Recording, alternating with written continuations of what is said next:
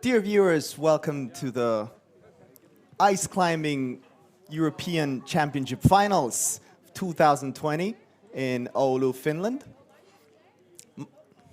My name is Daniel Herrera. I will be co-hosting the commentator, joined by... And Yansha. Welcome, welcome. So we're just getting ready.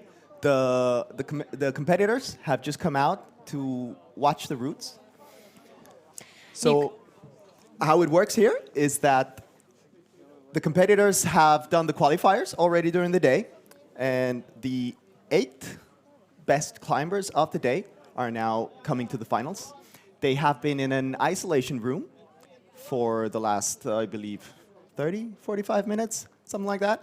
A little bit of time for the route setters to build the final routes outside. We can see them still up there on the lift as they have been finishing the routes. And the competitors have now come out of the isolation zone to watch the routes. And so at this point, they're spending a few minutes maybe planning their decisions that they'll be making while they're climbing. What kind of things would they be thinking about at this time? The planning is super important. These are really important minutes for the competitors' performance.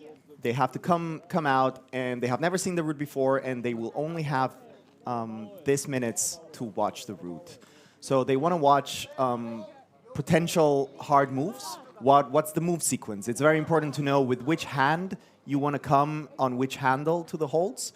So you are planning your move sequence. Okay, I take the axe on the lower hold, and I go with that to the next one, and then I switch hands here, or don't switch hands, or how you do.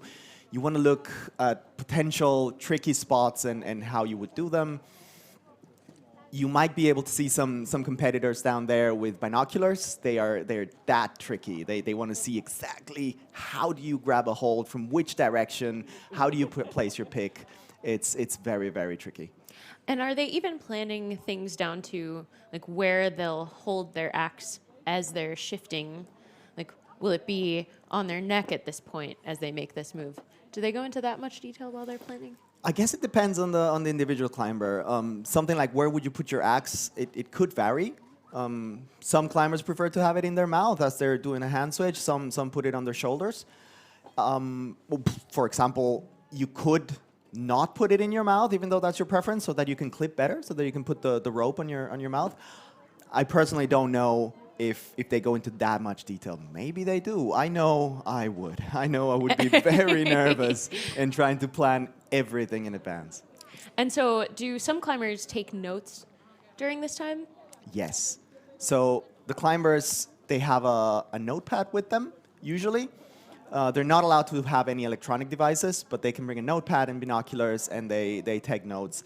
Especially if you're like at the end of the climb, like if you're one of the last competitors to come out, because they only get this few minutes to watch them, and then they go back into the isolation cage. So they won't be able to see the route again. You might forget a few moves. You might want to make a couple of notes of what is important.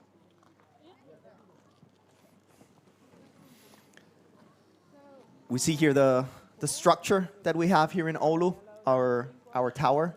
We see the competitors. We're going to have a single route for men and a single route for women.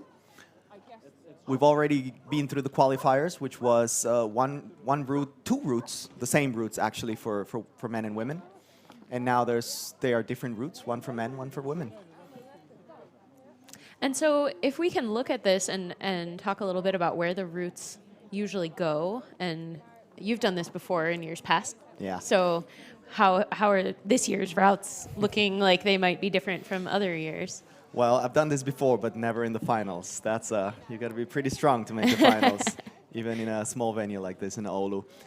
We can see here on the right, you have the men's route. It starts on the small tower, and it goes on the härski hanki, the sort of roof. That's a Let's and not the translation? Let's not translate that. We'll let you do that on your own, live streamers. Yeah, it starts in the. Sorry, it starts in the small tower, It has usually a small vertical section that tends to be a bit technical. It could be seen easy as a warm-up before it gets to the very steep overhang. Then you have the overhang. That's a very long overhang, if you ask me. How many meters is that overhang? Just give me a second. The overhang, I think that's around 12 meters, is it? Something like that. And what, 45 degrees? I think it's even more than 45 Okay. degrees.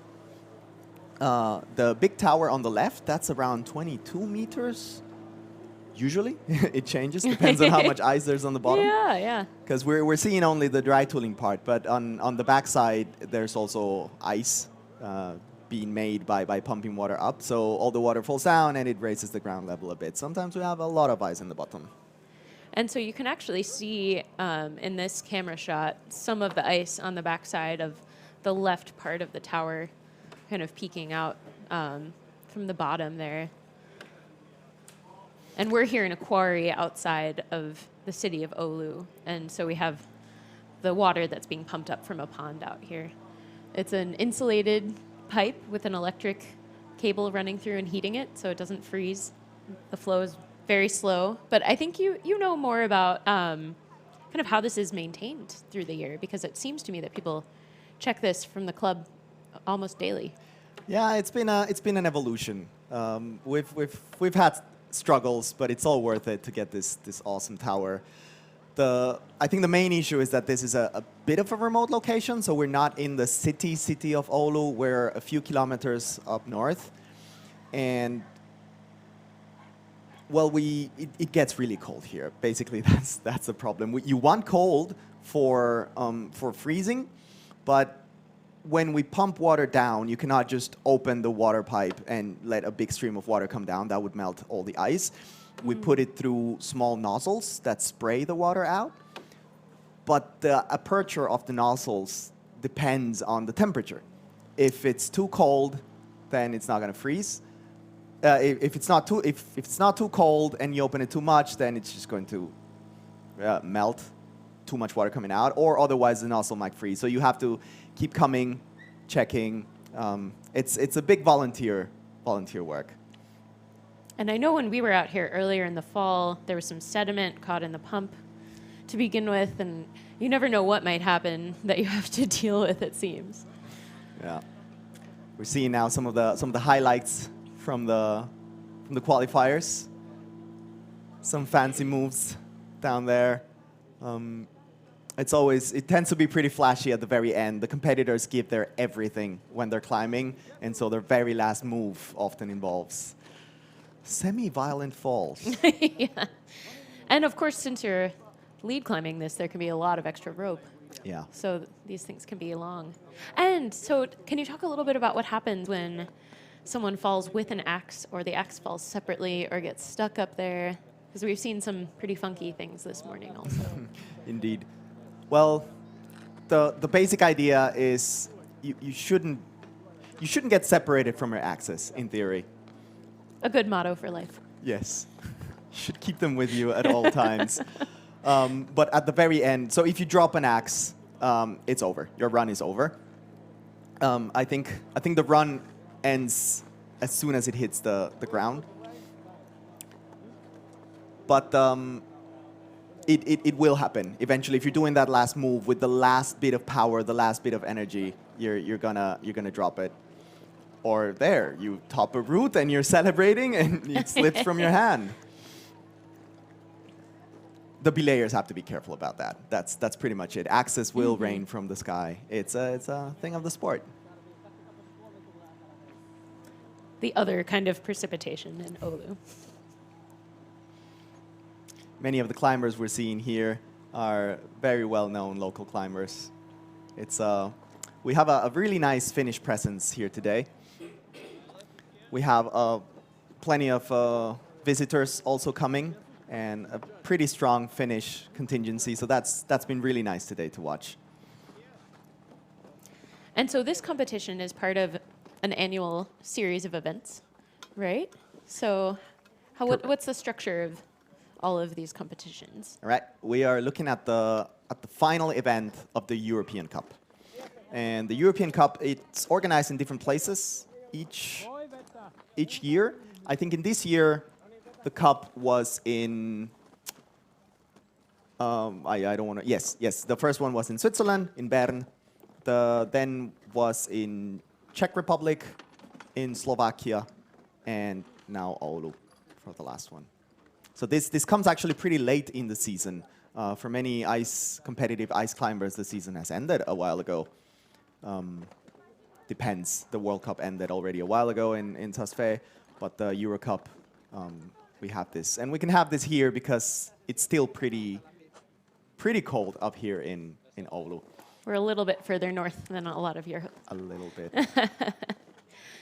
And so from what I understand, a lot of these climbers are quite good friends, even though they might live really far apart. So these events can be kind of like reunions for them. It's quite a nice community. It is a very nice community because it's not a huge. It's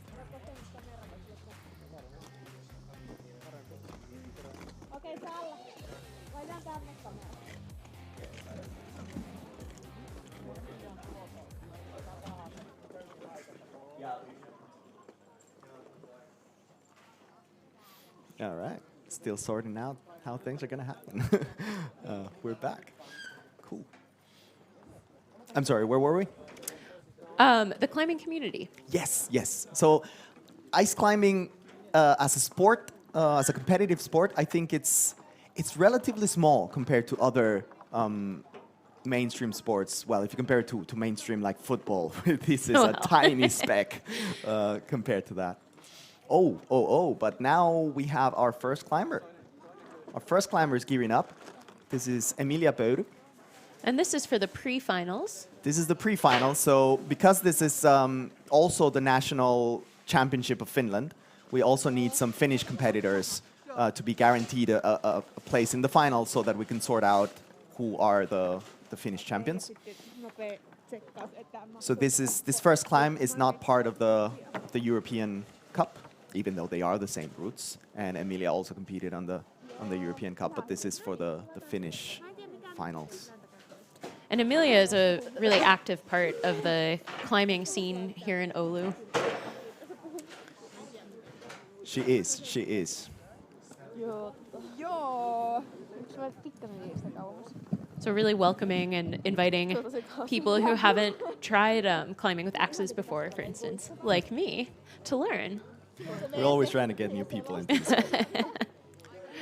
And now this is going to be pretty exciting because we as commentators haven't actually gone out with the competitors to see the route. So we don't really know what's coming. We're going to be learning about the route with the competitors as they go. And we'll try to make some sense out of how things go and what happens and what are the hard moves. We'll be learning that with them. And how much time do they have? So the women have 6.5 minutes. The women are going to be on the left side on the straight part of the tower, and the men have a much longer route. They start on the right, on the small tower, the overhang, and then they switch again to the same part where the women were climbing on the left, on the big tower. So the men have 10 minutes. Women have 6.5 minutes, and men have 10. And that time goes by quickly. That time goes by so quickly. You need to really precisely go about these moves. And Emilia is off. The timer stands counting as soon as her one of the axes leaves the starting hold. And then she can't touch anything that's spray painted in Correct. ink that's out of bounds. Correct. So she cannot touch the ice. She cannot touch the edges there of that start. She has crampons on her shoes, so she's able to kick, in theory, anywhere in the wall and support herself there. I say that in theory because some parts of the plywood are harder than others. And she's not allowed to hit with her axes, so the axes have to be placed carefully on the holds.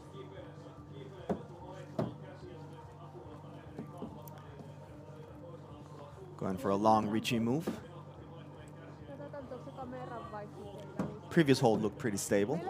The first two clips are pre-clip for safety. But as soon as she passes this, she'll have to start clipping herself. And so that really adds a lot of time and work to climbing these routes. Yeah. Since you have to, from what I understand, get like a pretty comfortable position before you go for a clip. You can see the time there. That's pretty good. 5.5 minutes. So she has done 1 minute. The next hold that she has on the left, that's a krukonogi hold. It's a little metal ball. And those are tricky. Those are very tricky. And that's the hold where she is right now, with the Yes. yellow on the outside. And so what makes these metal holds so tricky? Well, you have to be very careful on which direction you pull on the axe. If you apply any sideways torque to that, it would slip out of the ball very easily. Oh, Just like that. That happens. It is very tricky. It's a very unforgiving sport as well. You make the wrong torque, it pops out, you're down, and that's it. and of course it's hard not to shift slightly when you're making a big move like that. Yeah, yeah, you could see it pop there. And it's really tricky because your axe is made of metal, the hold is made of metal, there is absolutely no friction, and it's a ball that's round. Very easy to slip off if you don't apply the force in the right direction. And so really it's the force of your weight as a climber in the certain direction. That's all that's keeping you on the wall at that point. And of course, you can help yourself with the shoes. So because you can kick your shoes in any place, you can then choose where your body is and in which direction it's applying torque on the hold. But that also takes energy. And moving time. Energy, time, moving your body in an outward position, locking off your shoulder, that's going to take energy. So you want to conserve as much as you want. And it's hard to tell from the camera angles, but that wall that Amelia was climbing is slightly overhung the entire way. The Right. entire wall Yeah. is a little bit overhanging, yeah. So how draining does that become over time? Depends on how strong you are, I guess, and what endurance you have. But it is draining, and the more overhanging it is, the more draining it's going to be, of course. I can tell you most climbers would only be able to do a couple of moves on the big overhang on the right. That drains you so quickly. You have to train hard overhangs. Sen pitää nähdä sekä aloitus että lopetus. Pitää nähdä se, mihin suoritus loppuu. Että jos tulee kellotusvirhe, niin me nähdään se. Tämä koko suoritus pitää olla nähtävissä jälkeenpäin. All right, so we have our men's lead final start list here. Number 1, we have Keenan Griscom from the USA. Number 2, we have Veli-Matti Lassonen from Finland. 3, Albert Kaikkonen, also from Finland. 4, Jan Manzeluski from Poland. 5, Tapio Alhanswo from Finland. 6, Kuutti Heikkilä from Finland. 7, Dennis van Hoek from Netherlands. And 8th, the final men's competitor, Pauli Salminen from Finland. And it's important to mention that this is the starting order, which is the exact reverse of their qualification score. So the ones that obtain the highest score, Pauli Salminen in this case, he goes last. The idea is that the climbing should get more and more exciting as time goes on, and we get better and better climbers. But obviously at this high level in the finals, they're all really good climbers. Now for the women's starting list, we have first Lindsay Levin from the USA. After her will come Svetlana Piankovskaya from Russia. Vilma Törvi from Finland will come third. From the Netherlands, Annick Leith. Mira Alhonsuo from Finland, number 5. Ekaterina Vlasova from Russia, number 6. Enni Bertling will be number 7.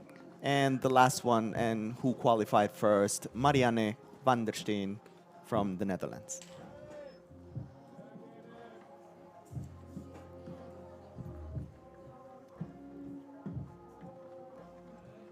The first male climber has started. All right.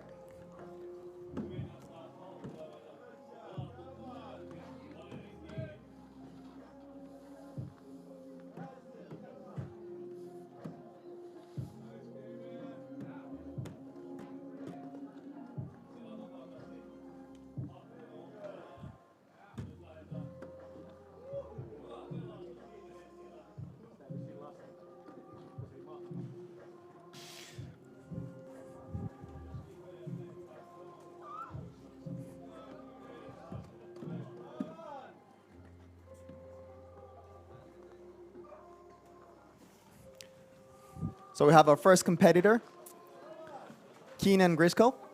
He's already after the first straight section and making his way onto the overhang.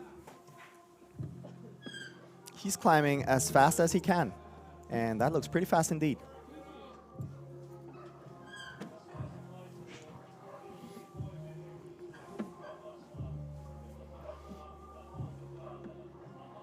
So what's the strategy that a lot of these climbers will use to attack this overhung section? I guess that's a personal thing, but at the same time, you just try to get past it as fast as possible so it doesn't load up on your muscles. It's always a balance of trying to go as fast as possible and trying to get a bit of rest. Stopping for a little second to shake will bring blood back to your arms, but that also robs you of precious seconds.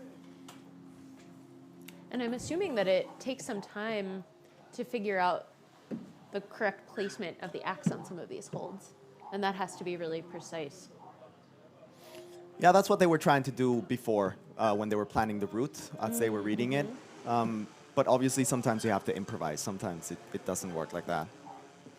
Now, Keenan that we see up there on the wall now, he's only 16 years old. That's super impressive for ice climbing competition. They tend to be much older, at least most of the other competitors today.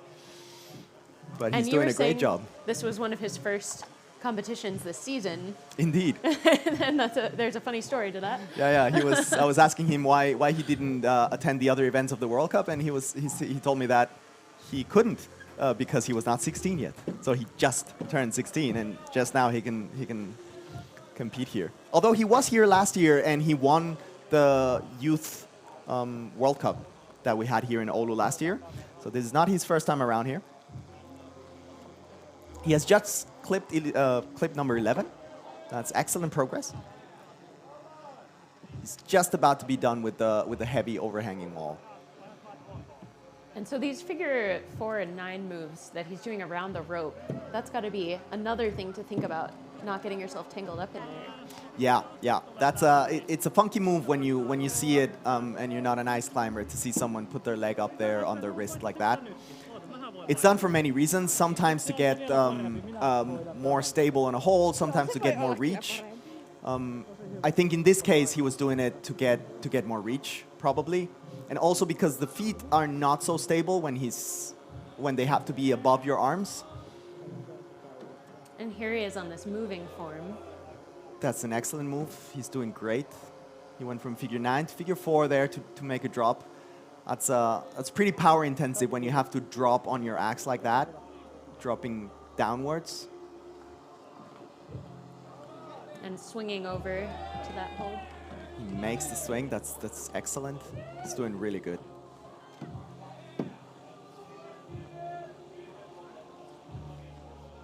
And that's a pretty solid axe position. Yeah. What would you call that? That's a Steinpull. That's really solid, where you jam the head and the head of the axe against the wall, exactly. And that's really, really stable. So it gives him time to shake, to get his confidence.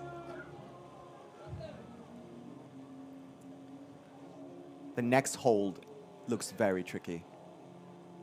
It's another one of these metal krukonogi holds. You can perhaps see it soon. It has not one ball, but 2 balls. So it's kind of a strange play there, where you can jam your axe in the middle of the 2 balls.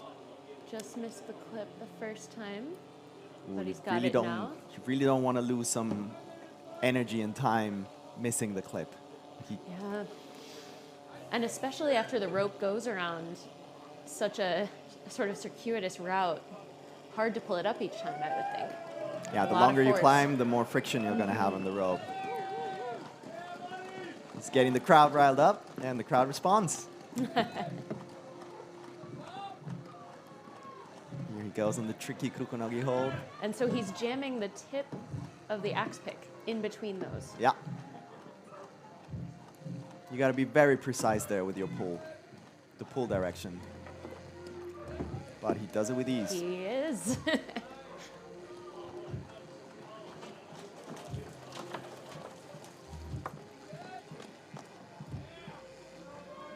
Clips number 14. And these climbers get points for each clip that they clip into. That is correct. So they get points both for the holds, for how far they go into the holds, and for the clips. But most important is the clip. So that's the main part of the score. That is to say, if you get one clip more than any opponent, you automatically win. That's most important. If you get to the same clip, then it matters what hold you were. So if you made it same clip but one more hold, you still win. And then there's like a tiny decimal part of were you on one hold but you touched the other one, or did you manage to release briefly from the one before? Those are decimal points there. So are you being judged then on sort of the amount of control you have moving onto that hold and then maybe off of it? A little bit, not really on style, but there has to be control. So to get the full score for a hold, you have to be solid on it. It's not just like a half a second that you were on it while you were swinging away from the wall. And Keenan is having an excellent performance. He already clipped number 16. He's pretty close to the top. And he doesn't look tired. He's had to shake a couple of times, but he still looks pretty strong. Clips number 17.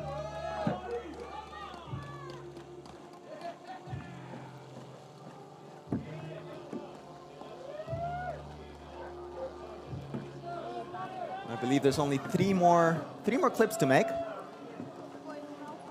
And at this point, the angle of the wall has changed too. So Yes. it's a little steeper of an overhang.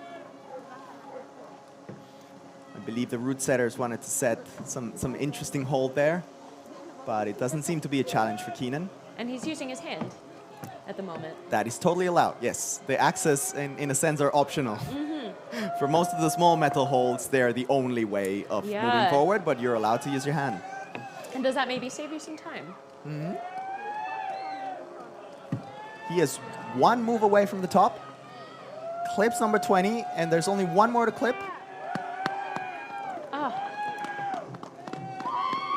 I am now confused. I believe he timed out, yes, because he came down pretty smoothly, and I'm pretty sure that the top is the next hold Yes, with one it more looks clip. like it. Fortunately, we don't have a view of the timer over here. But that was an amazing performance by Keenan Griscom.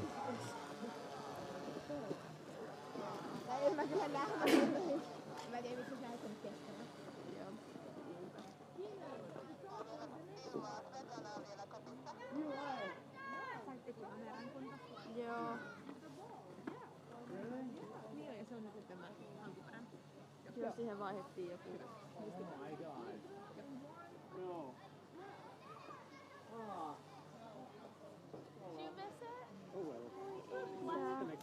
Ai se on se seuraava.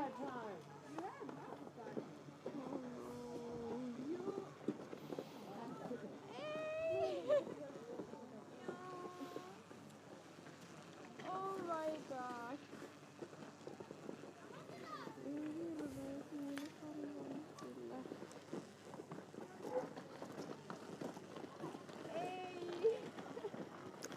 Now I can tell you that the root setters are probably a little bit afraid at this moment.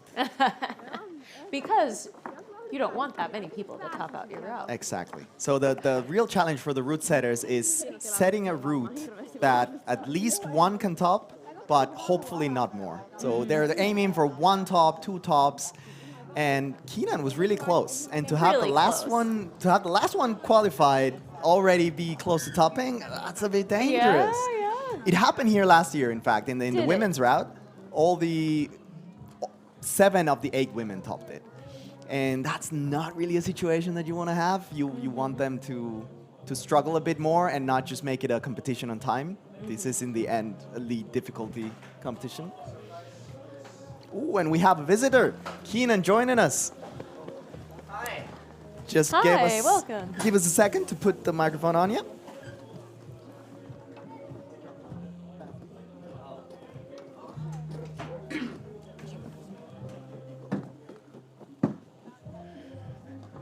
So congrats. Can you tell us a little bit about how you're feeling, how that climb was for you? That was awesome. It was really tiring. having 10 minutes long for a route is pretty rare and a really long time limit.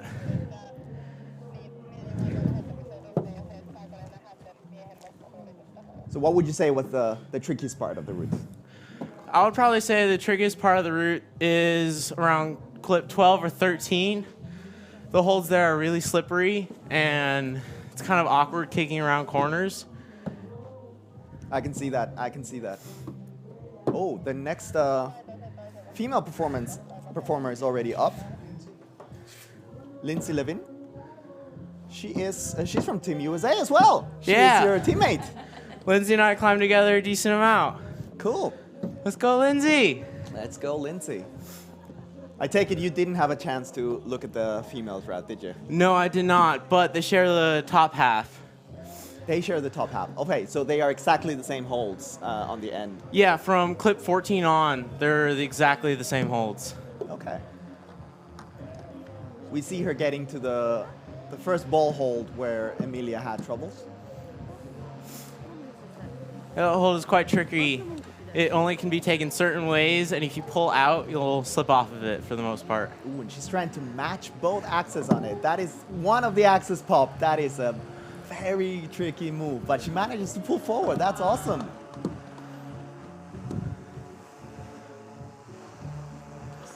Yeah, Lindsay is quite exceptional at continuing, even though some things go wrong. And you need to do that. You need to recover mentally. You can't let that phase you need to be able to especially at the leave the beginning. mistakes behind and focus on the next movement. Awesome. Do you feel you make any mistakes on your route? I wish I had some more endurance, so I could have done it faster.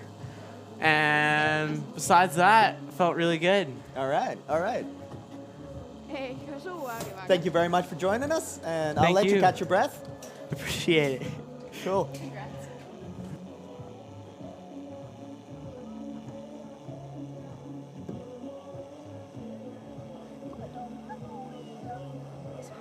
Iina.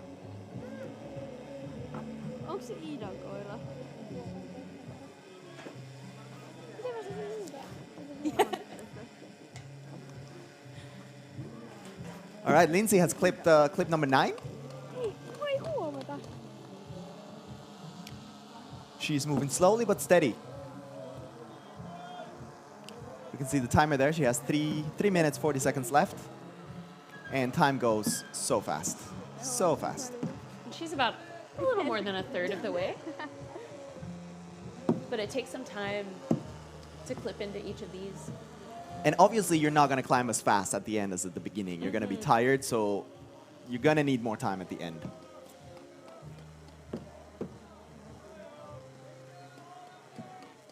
Ooh, when she pops. And a slip. All good. She seems to be having a good time. We can see a replay there of how she took that ball hold. Really impressive to stay on. That worked well for her. Now we can see she took her body weight a bit too far away from the wall there. Pulled too much on the hold. And she was just about to match. She knew that it was dangerous. She was just about to match. But she came down. It happens. Sometimes, even if you realize you've made a mistake, it's really hard to correct. And I understood that that's something to do with the fact that if you're climbing more traditionally with your hands, you can feel yourself starting to slip. But with the axe, maybe it's a little bit less obvious. It is. It is very tricky. Exactly. With rock climbing, you have texture. You feel the hold. You feel if you're slipping, if it's a sloper, or how much, or all the little details. You don't with the axe. Very experienced climbers, they can get a feel for the texture when they move the pick a bit, but that's not so common. And it's a pretty hard skill to get. So many times you just put it and you trust it and you just go on. And how about in the weather? Of course, it's a lot warmer now than this morning, but might your hands also not be quite as It does affect. numb as you would hope? Well, it affects to some extent, right? If it's really cold, I remember one of the years here we had -28, and that was your hands freeze really quickly. But in the end, 4.5 minutes, 10 minutes is not that long to be outside, and these guys are going full power for 10 minutes. They generate a lot of heat. But yes, your hands will freeze. We have a local star from Oulu here, Veli-Matti Lasonen, Veikka. He's preparing to go up in the final.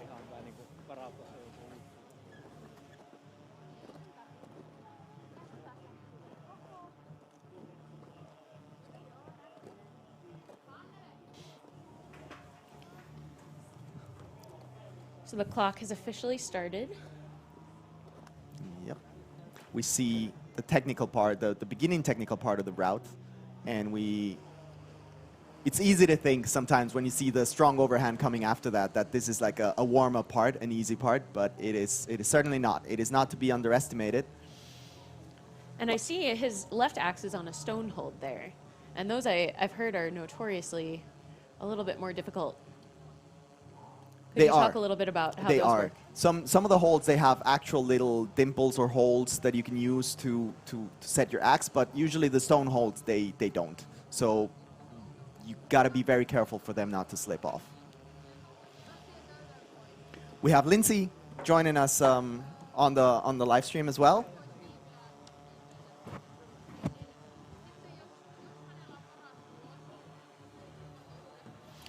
Lindsay, how did that feel?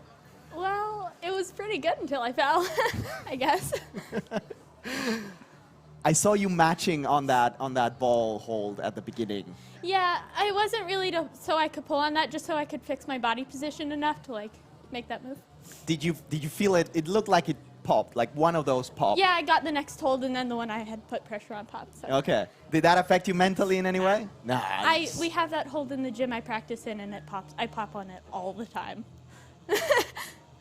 So you're used to that. Yeah. All right. All right. That's some solid training. That's good. You got to train your mind as well, not Yeah. just the arms. That's the hardest part. Cool. All right. Thank you very much for joining us. My pleasure. Great climbing. Thank you.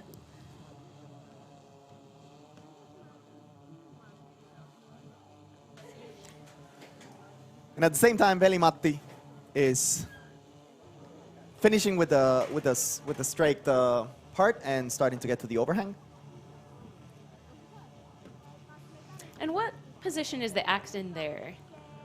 I guess that's a normal forward position, forward hold. He's holding it from the second handle. The axes usually have two handles, the lower and the upper handle. Some axes have three handles. I like to call the third one the suicide handle. Why? Because that's usually, if you grab it from there, the axe will pop. But it depends. I'm not that experienced, and I've seen many, especially the female climbers, maybe because they're a bit shorter, they tend to grab it from a third handle, and it works for them. Maybe I just need to learn.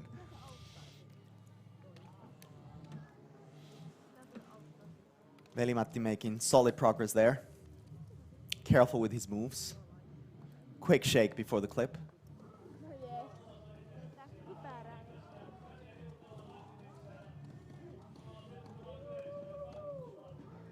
And he's about to move on to this suspended form. So that's a kind of thing that we don't see on natural outdoor climbs. What kind of challenge does this provide? Well, the hanging volumes, the problem is that once you grab them, they start moving with you. So if you want to push out from them, they won't allow you to push out because they will yield with your push.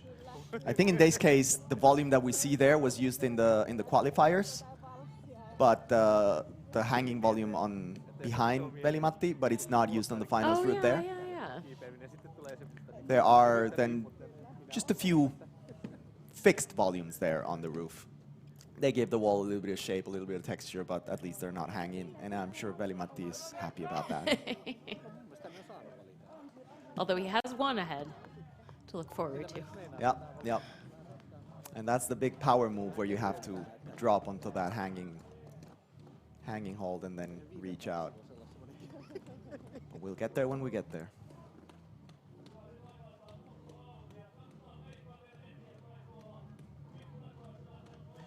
it's also something that I was discussing now with Katarina Rostova, that you have to be present in the route. You can't really be thinking about 3 moves ahead. You gotta be thinking about this move. Oh, and he's struggling. Those were some serious pumps trying to reach that next hole. That was a long reach. And I guess that's normal. Your arms gotta be so pumped after that overhang. And also, that's a lot of torque on your body to be swinging. Yeah, if you notice his With body that grip. position, he's tense in all his body. You cannot just let your ass hang down and just keep your hands locked without anything else in your body. You have to keep tension everywhere. All through your legs pushing out to keep the crampons hooked in. Yeah. He left an axe. And Oh, he grabs nice the axe. catch. There you go.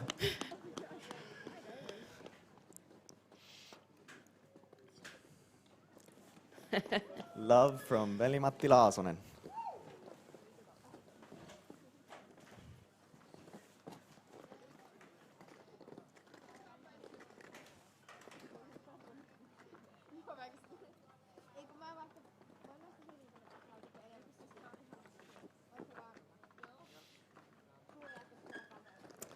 The next climber, female climber, Svetlana Piankovskaya, is now getting ready to climb. I think she's attaching a rope.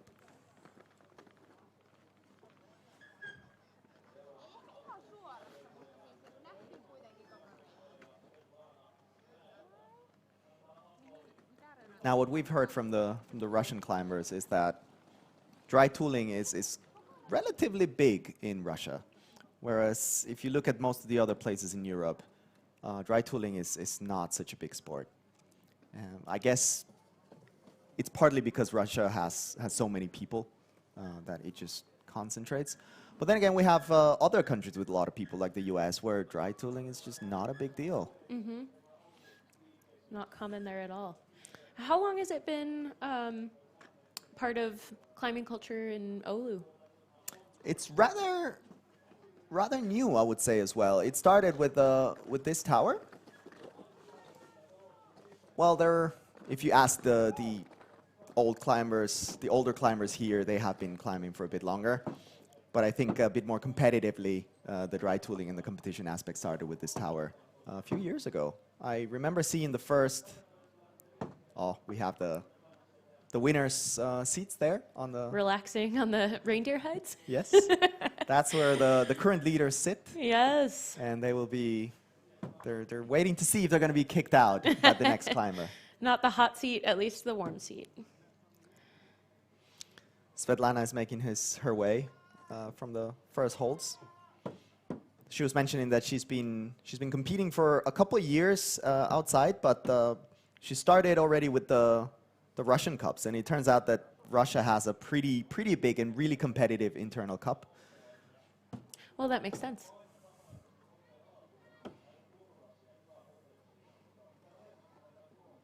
A long reach there. Oh Ah. no. That is a shame. Does she get a second try because she didn't go to the second clip yet? It seems that that's the case. It's a bit unclear. I think in the qualifiers that was happening. For sure in but the the clock qualifiers. kept going. Yes, so of in the course it's qualifiers, a huge disadvantage. that's how it goes. That if you haven't clipped and you fall, you're able to start over. But yeah, as we can see, they're taking the rope from her. That does not apply on the finals. So on the finals, you only get one shot, one opportunity.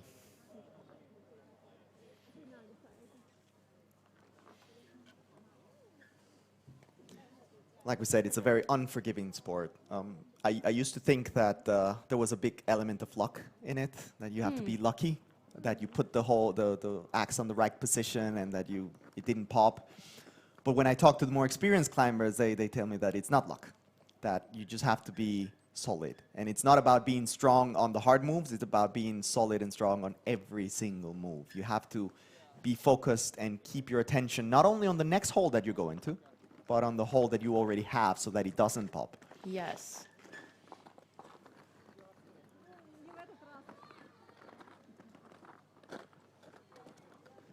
And not just strength in the way that we might think of it, but so much balance and precision.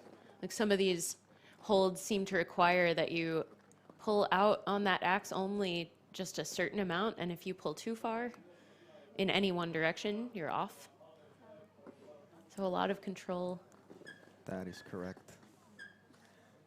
Now, on the male side, we have our next climber coming up, Alberti Kaikonen.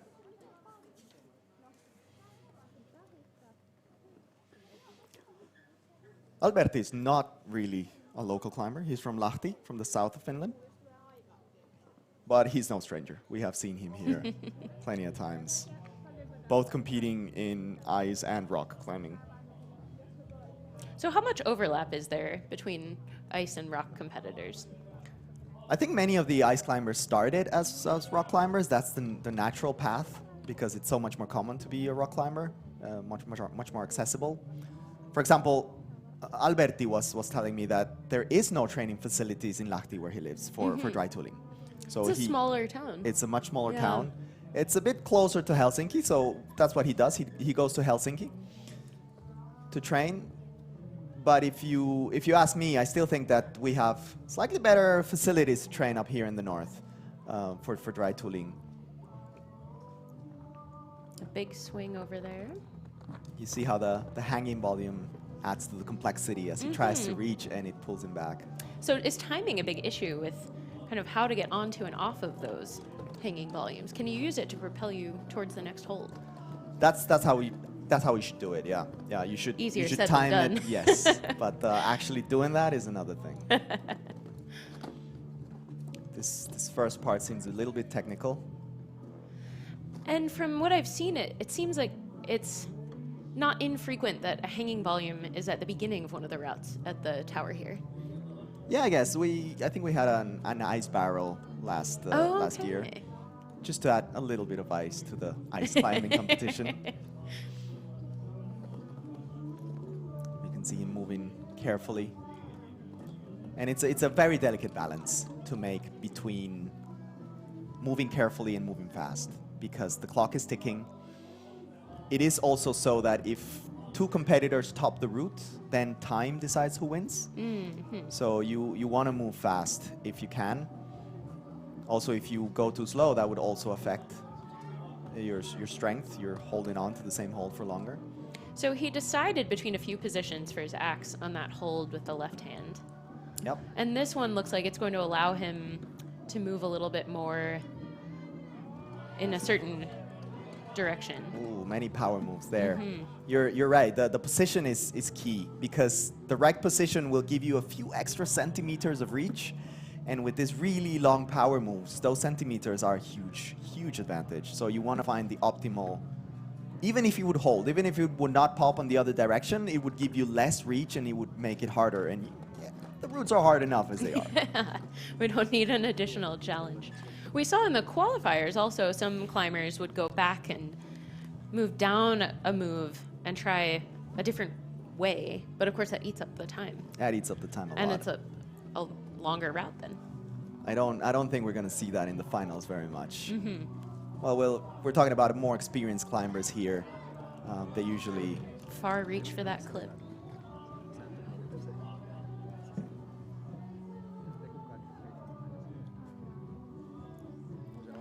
hanging on air.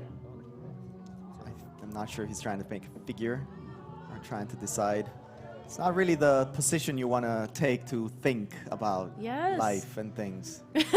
Really strenuous workout for your core to have your feet But he floating does like go with a this. figure four. Yes.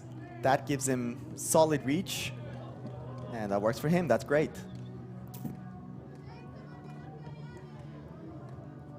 So for this portion of the climb, they can choose between having their feet on the ceiling or these sort of extensions downward.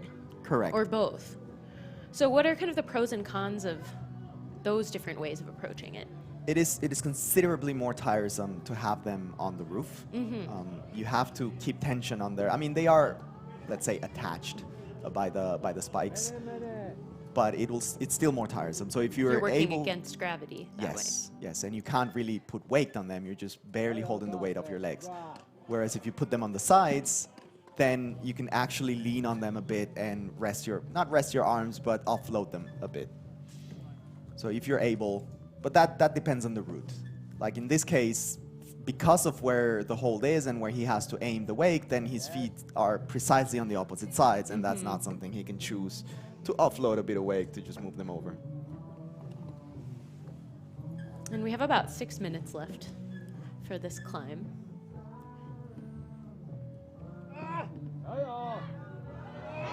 Swinging over for that hold.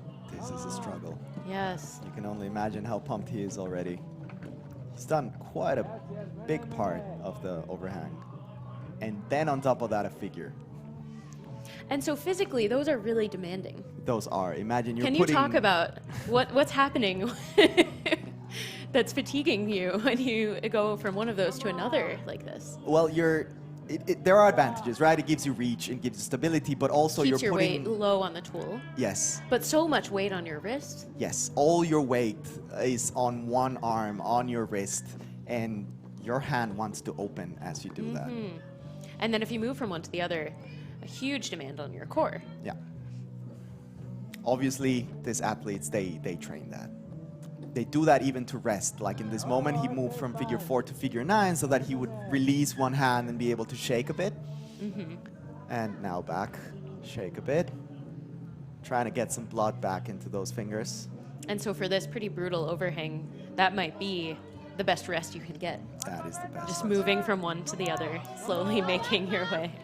Which doesn't seem like much rest for normal people. No.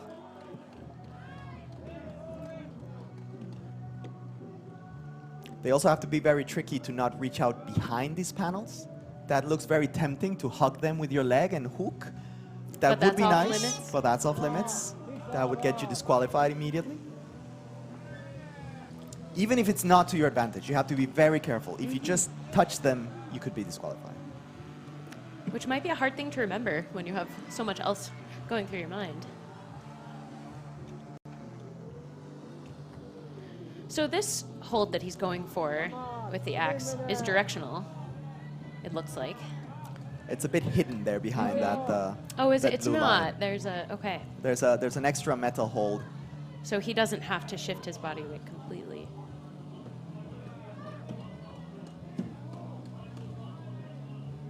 He is struggling, and with reason. But fighting through this section. You can tell that he's given everything he has. One more clip. That's pretty awesome. You can hear the crowd. Crowd is excited. He is a Finnish climber, a very loved Finnish climber indeed. Reaching for clip 11. And that's a great decision. Yes, you want to reach for the clip. That's the most important part of your score. You want to do the clip.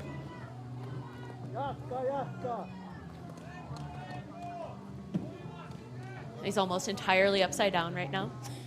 And that's his rest. A really graceful transition there. And that's so a nice. really big drop. That's an Yes. awesome drop. Imagine the power you need when you're exhausted, pumped, and you have to drop onto that arm. He's dropping almost his entire body weight onto his arm, which has to be still gripped around that axe. And he keeps going.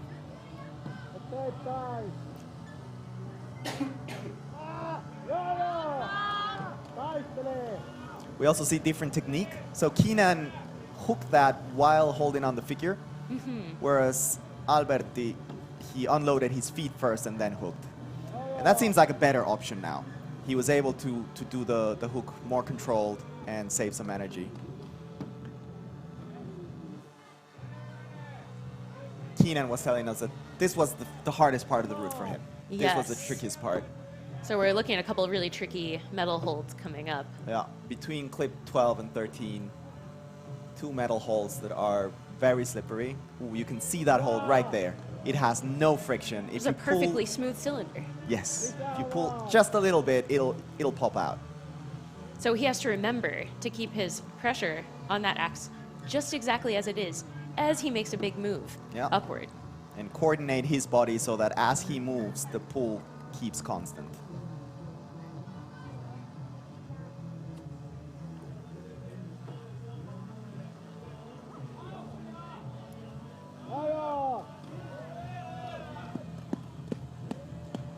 Ooh, he matches, Ooh. and that looks sketchy. Yes.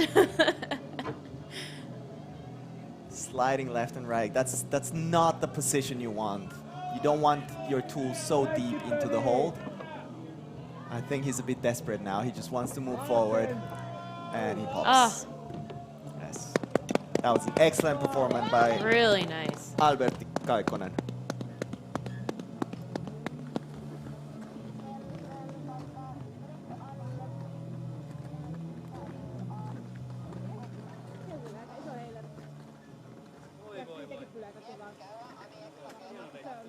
Seems that Keenan was spot on with his prediction, with his suggestion that that was the trickiest part of the route. Yeah, we'll see how that plays out for the other athletes. I'm sure all of these athletes would have no problem doing those moves if they were at the beginning of the route. Sure. But But they're right after such a strenuous portion. yeah, you're in a hurry, you're pumped, things are slippery.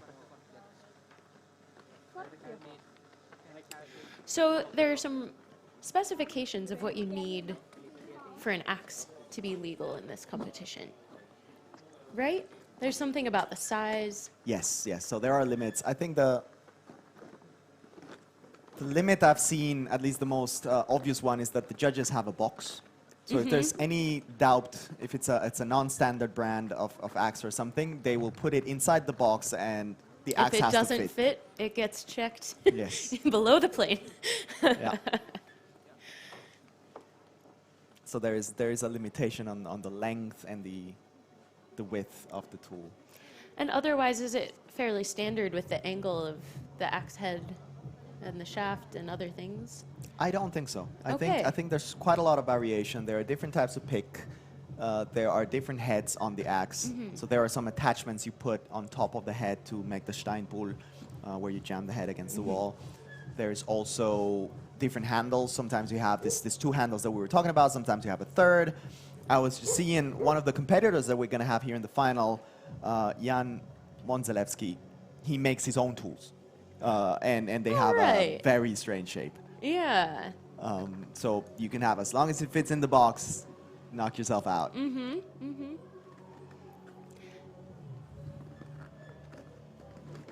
So here we have another competitor getting ready. It's Vilma Turvi from Finland. She's almost a local climber, but not really. She actually lives 4 hours away from here in Seinäjoki, but she feels like a local because she's training here quite often.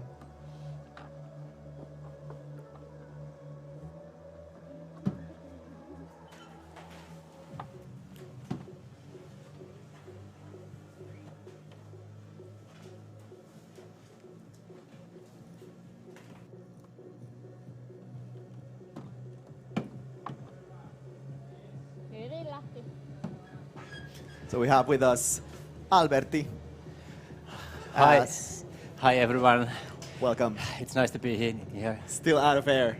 Yeah. That was an amazing performance, man. How do you feel? I feel so excited. It was so nice to climb the hang, and I struggling there a little bit, and I go in pump, but I get it out the pump.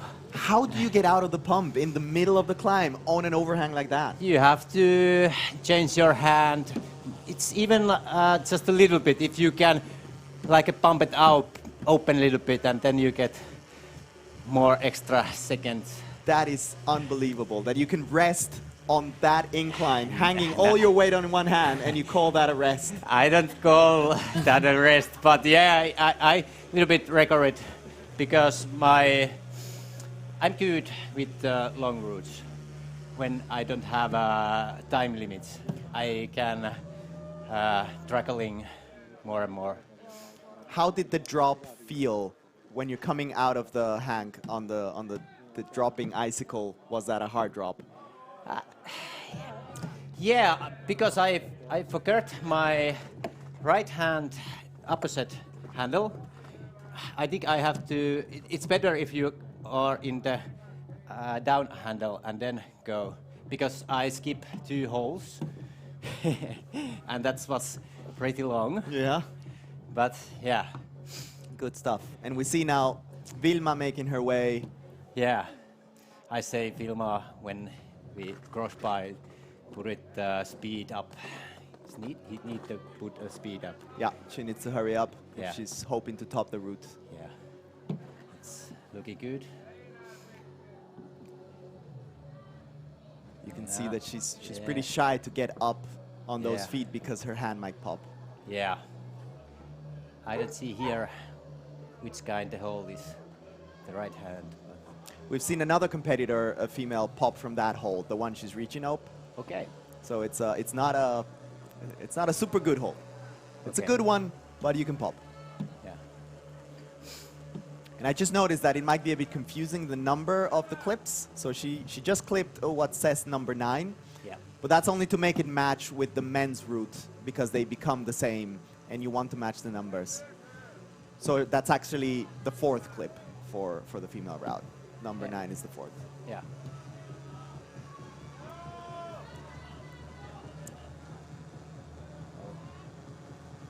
What's the time? Okay, 3 minutes 20 seconds. And women have 6.5 minutes, so she's taking around half of the time. A bit more. You can see this is a long reach. Oh. Yeah. She decided to go for the fast dyno style move, and that cost her. Yeah. But it's a long reach. It's a Yeah. very long reach. But when nothing else to do, you have to be a dynamic, and then it's like a one goal. Yeah. And You this- have to try something, right? You Yeah. cannot just stay there hoping that things are not going to change. Yeah. This time it's pop it out. That's the same, but yeah, that's the game. All right. Thank you very much for Yeah. joining us, and Thank you. excellent climb, man. Yeah. Thanks. Congratulations.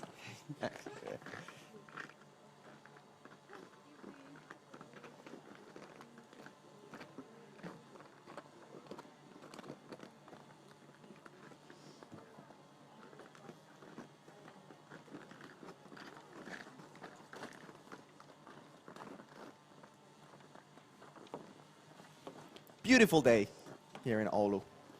It was so nice that the day warmed up from minus 20 in the morning to around minus 10. Yeah, which is pretty balmy. Can't complain. It is pretty nice.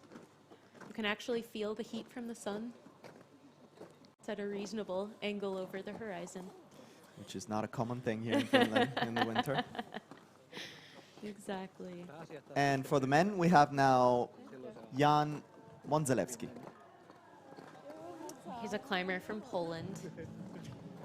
He has been touring already for 5 years on the world tour, also doing Euro Cups. So he's an experienced climber, 32 years old.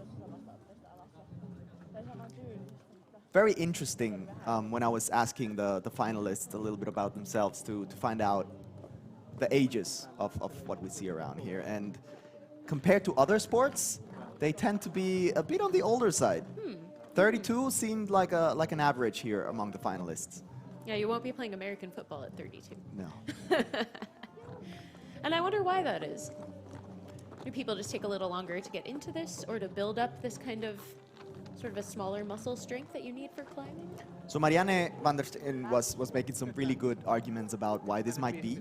And one of the reasons was that it's a more expensive sport. So all the equipment costs a lot of money. If you're 16 and thinking about getting into a new sport, you might not splurge on 400, 500 euro access.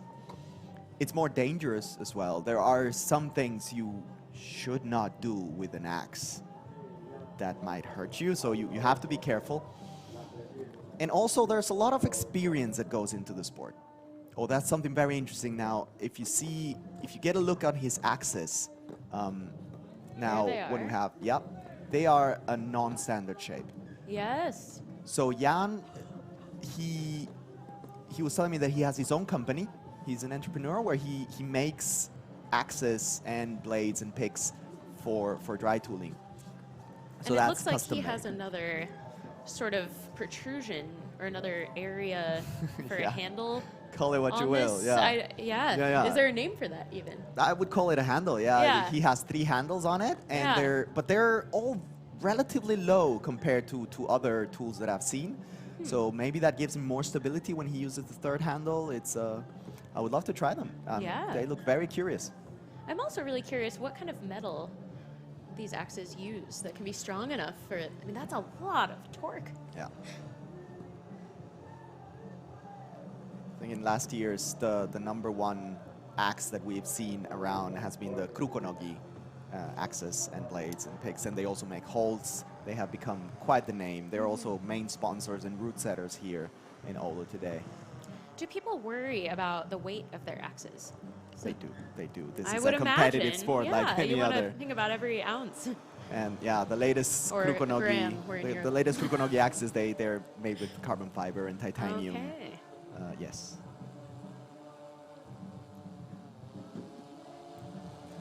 Jan moves surprisingly fast past the technical part.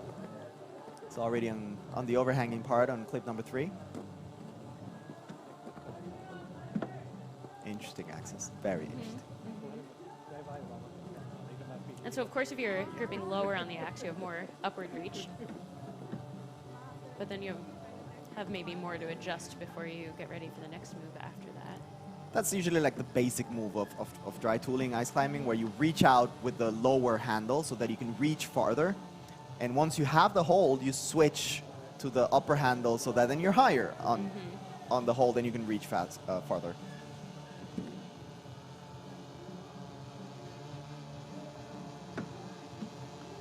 I think this is where we saw Alberti make a figure. And Yeah. he's going for a figure 2. I'm wondering, it's probably a very long reach. It's always hard for me to gauge distances. Some of them, they look like, yeah, it's a little bit far, but once you're up there hanging, it looks incredibly far. Everything looks easier from the ground. Now, See- how about his foot there? I didn't see it. Oh, okay.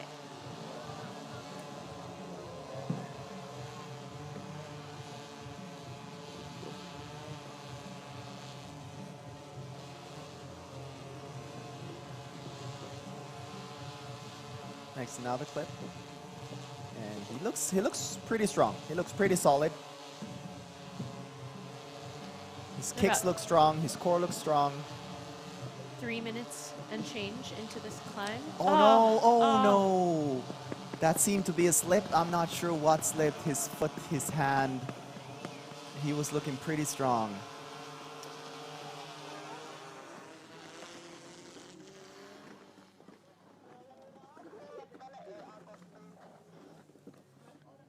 I think That his first feet. axe? You think his feet? I think his feet popped, and once you're swinging your feet down, it's really hard to stop that. You would need a lot of power. That's what happens.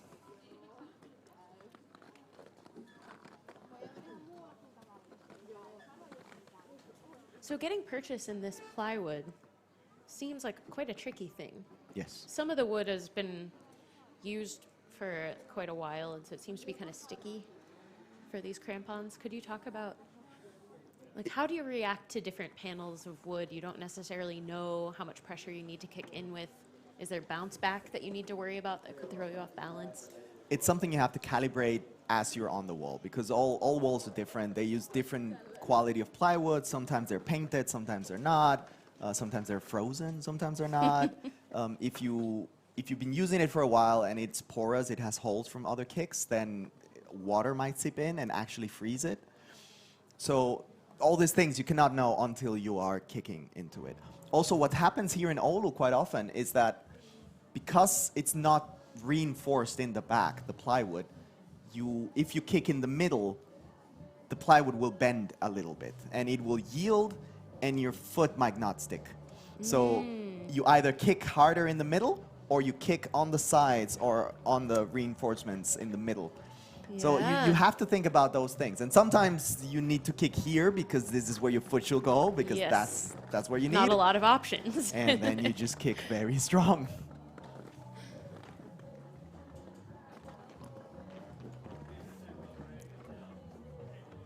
So Getting ready here on the women's route, we have Aniek Leith from Netherlands.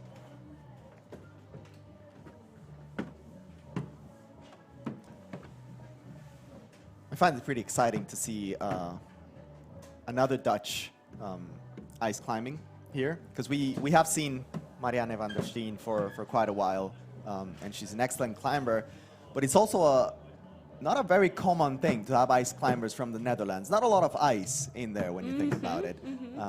Not a lot of mountains or ice. So this is interesting to have more competitors from that place, and also very good. It's awesome that the sport is growing there. Aniek qualified or finished the Dutch championship in 3rd place. So she's earned her spot in the national team. She's only 23 years old. And about to go for the first medal hold here.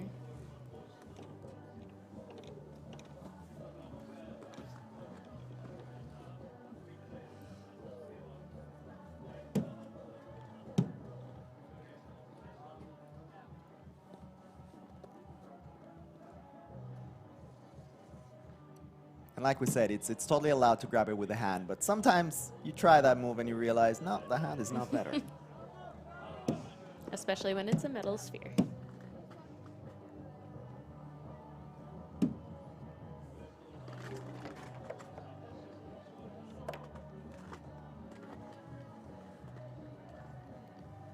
And she's clipped into what is actually, I think, the 3rd quick draw there. Correct. You see her successfully using her hand there to stabilize on that hold. And that's something we've seen a lot of people do over the course of the day. But how is it to use your hand on a hold when you're wearing gloves? Is it significantly different? Depends on the gloves, but these gloves that we use for dry tooling, they're very thin. So you want very thin gloves to give you a little bit to give you good grip and also good feeling of what you're grabbing. You still need to wear gloves. It is cold still. You want to protect your hand, but you want them very thin. What we usually end up doing is we use golf gloves because the sport is not big enough to have its own gloves, so we're using golf gloves. So through these gloves, you can still feel the texture relatively well. And I can imagine that as dry tooling and ice climbing become bigger, maybe there will start to be more of a market. Perhaps. So what would be the ideal climbing glove? Oof, that's quite a good debate question. for Like all most the gear climbers. questions. Yes, Oh, she's got a big move right here. that's a very long move. Really big move. And the higher you go on that hole, the more dangerous it is that it will pop. She's got to keep the weight low. You can see the pick moving around already.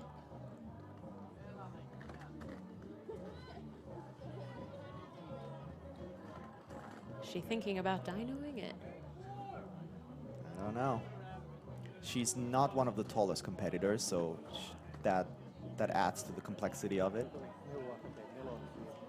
I don't think this was meant as a dyno.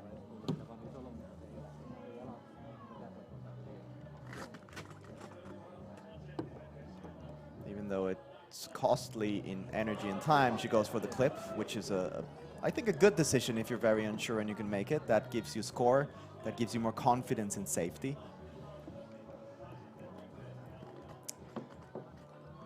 It seems that there must be a disadvantage to going into a figure 4 here. But that would help keep your weight down. That's actually not a bad idea. That's not a bad idea at all. It's unclear how far away that is because there's a limit to the reach you get with a figure 4, and it could be that it's not enough. Close call there. I believe you could pull off this move by locking the pick on your left shoulder. So move your body a bit to the right and lock off that arm. That allows, if you go like that in front of the pick, then you're just by design, because the pick is in front, your body weight is going to be farther away from the wall, pulling you away. And she has about a minute and a half left. And she makes the move. Good. Because she's got to think about time at this point. That was quite the struggle, but she pulled through. That Yeah. was really good. And how about this stone hold, which looks like it's actually slightly sloped out to the left? It is. It is slightly sloped out.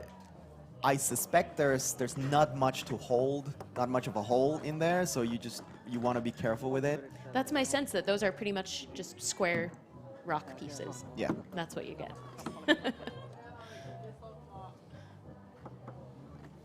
Tähän saa vissiin vähän nostetta. Tarviiko nostetta? Around 50 seconds left. But she's making progress. She's making good progress. There's an intellect hold, which is a pretty tricky one. Also That wants you small- to pop. That small one is No, the previous one, the okay. orange one, yeah. Yeah. The And then small how one about is- this small one? We've seen. I'm a few curious. It's very small, so I can't quite tell what it is. But the size of the hole doesn't necessarily mean how tricky it is. Sometimes you have tiny ones that have a super solid hole, Yeah, yeah. and she pops down. And that ice pick has such precision also that the tip of it. Excellent performance by Annie Gleith. That was quite the fight. That was an Yes. excellent fight. Shows the tenacity of these athletes. Even though she struggled on that move for so long, she pulled through. And to keep going to more arguably equally difficult moves after struggling so long with one. It's something that it drains you not only physically but mentally as well. It's like, I'm losing time. What am I doing? Why is it so hard? Am I doing something wrong?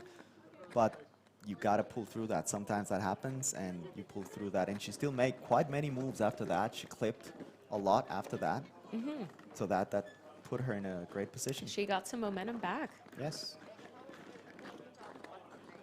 That's exactly what you want to do. You push forward.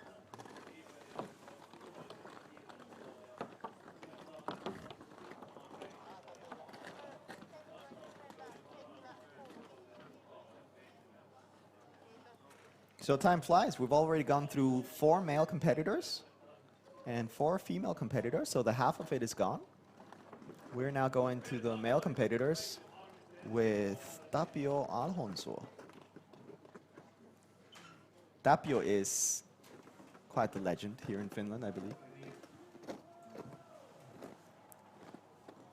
So why is Tapio the legend? Tapio is from Rovaniemi, and it's, in my limited Finnish knowledge and experience in the world of ice climbing, there have been 2 couples, a husband and wife, that have been fighting both for the title. It's been quite a nice, friendly fight for quite many years.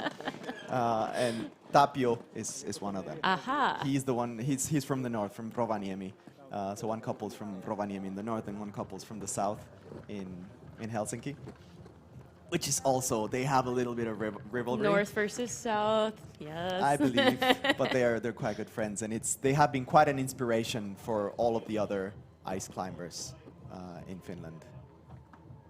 Sometimes you get people like that they just push forward in the sport, regardless of what the environment is, regardless of whether there's other people doing it or what they're doing.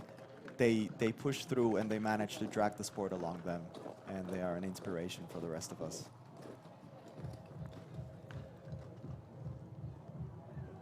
And that's especially impressive because if you think about the infrastructure you need to climb regularly, it's so hard to do in a small community that's not climbing focused. Yeah. To start something. Yeah. Many of these climbers, they build their own gyms, and that's how they move forward. So I believe, well, Vilma, for example, Vilma Törvi, she has her own little private wall in Seinäjoki because there's nothing else.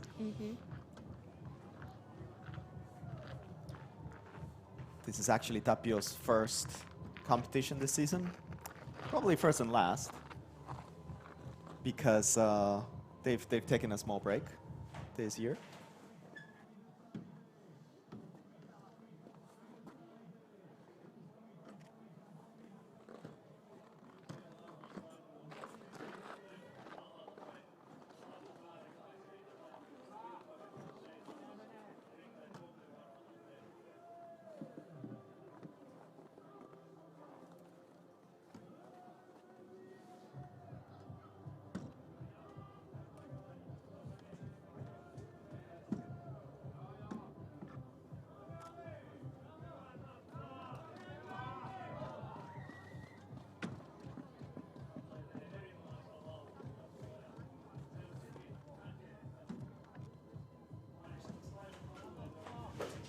Tapio moving really smoothly through the first part of the overhang section here.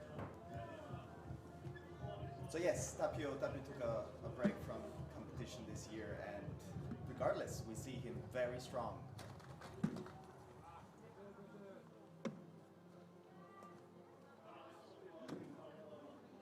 We just got information that Keenan his score was hurt a bit because at some point when he fell, it seems that he grabbed onto a quick draw. And it was not clear before, but the judges have analyzed video, and that dropped his score enough that Alberti Kaikonen is now on the lead. And grabbing a quick draw is actually, it could be quite dangerous, couldn't it? Yeah, I guess it could be.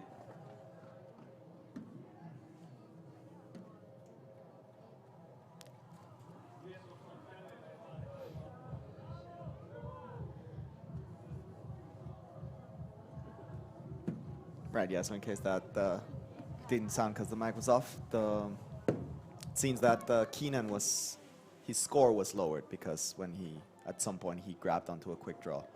I'm not sure if it was accidentally. We didn't see it, but the main judge checked the video.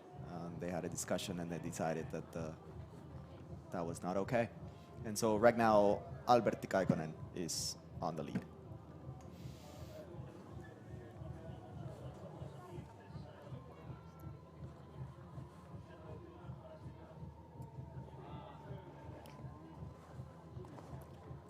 And these shots, they really show the angle that these climbers are working with. Yeah. Like less than horizontal. It is really exhausting. But Tapio is getting close to the end of the steep wall. I bet he's happy about that. I would think. And you can see also it's close to the end of the day here, and these climbers have had, this is the end of a third route. Yeah. It's a long day. But a beautiful evening here in Oulu. A little bit of rest there for his hand. You want to put that below your head, below your heart, so that it gets some blood.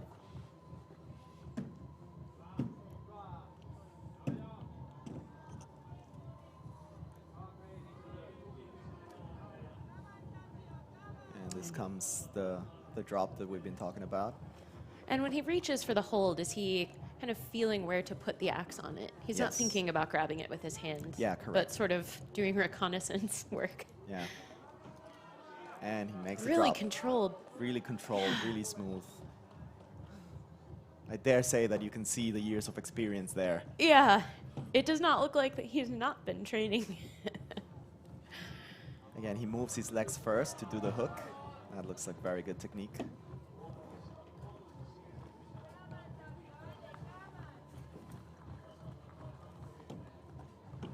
According to our personal clock, he's climbed for 5 minutes now, so he's okay. Yeah, something like that. Yeah, doing pretty well. He's got 4.5 minutes more or less. That's really good. He has serious chances to top the route if he still has the energy to hurry up. So a lot of climbers are using this arête rather than taking that wall flat. Is there a sort of a tactical advantage to doing that? Yes. So in this case, you have to do that. If you remember, this is the metal hole that is a little cylinder. So you want to be... That's the one he's on right now. Yes. You want to be precisely on that spot so that the pull is correct. And he makes a very solid move, very controlled. That's exactly how it's supposed to look. That is great. Alberti knows that he has lost that seat, but he's still smiling. Yeah. Well, of course, you like to see your climbing family do well, so to speak. Yeah, if you ask me, everyone I've met in the climbing community have been very, very good sports about it, and they're always happy when someone does well.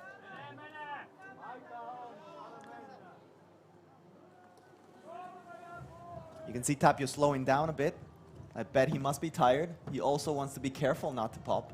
So he takes time to double check that. It's a long reach into a bad hold. What kind of hold are we looking at there? The one where he's on, it's quite a straight line. It doesn't have any real holes in it, so it's not super solid. I personally fell from that one today. Not that one there, but one that looks just like it. So it happens. But And he's got to keep his weight in a certain direction. yes. Down and to the left there. Yeah. And The opposite of where he's reaching. And that's the, ooh, and Yes! he pops just as he grabs it. Sticks it. He sticks the Wow. hole. That is a great move by Tapio Alfonso. That is great. Whew. Let's watch it again. He knew this could happen. He was trying to be careful. He goes for the long move, and he pops Yes. just in time. And maybe we get a zoom in to see what he's actually holding on to there. Is that another stone hold? It's another stone hold. He's moving on. This next metal one is good at least. Clip 16.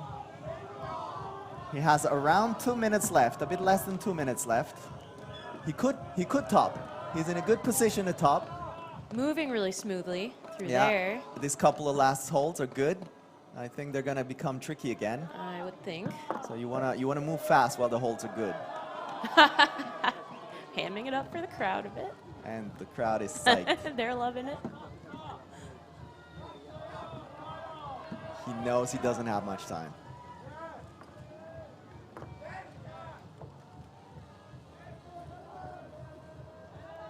It's impressive the endurance that these climbers have to just keep going.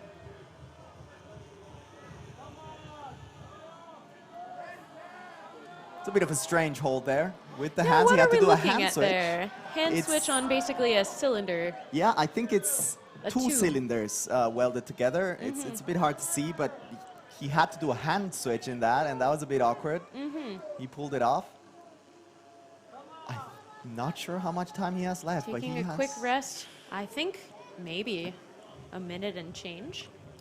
I minute suspect less 20. than that. This is exciting. Yes. He knows that, but he is tired. Second to last hold. He leaves the axe there for a second. Just to rest. That works. It as did. long as you don't drop it. Don't drop it. He has one more. Oh, One yes. more to go. Placing the feet. I believe that's the last quick draw he has to clip. 45 seconds left at most. And he makes the last. Yes. And I believe that's a top. I It believe that is. is the first top of the day. Leaves the axe behind. Who cares? He topped the At route. that point, you don't need to stay with your axe. Really nice climb there. That is a magnificent climb by Tapio Alfonso.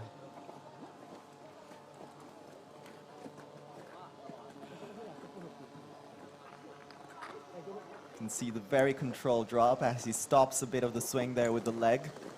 It all matters. You don't want to just drop and swing. You want to stop it as much as possible. And that's the hand switch that we were talking about. And If the you last see hold. the last hold is not metal super one. pretty. It's No. a metal ball, Maybe not what you'd like to see. but he sticks it.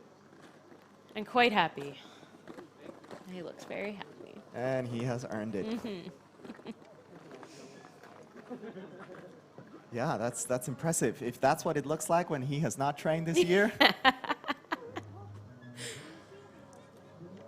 He did told us that he was doing a lot of rock climbing, but he didn't train ice climbing. And it is different muscles. Yeah. Quite different.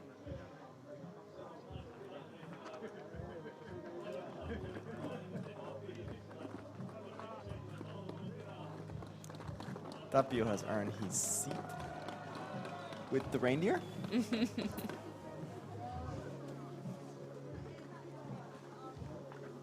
Although perhaps we can get him real quick for a few words to I see. think it might be nice. Yeah, see what it feels like.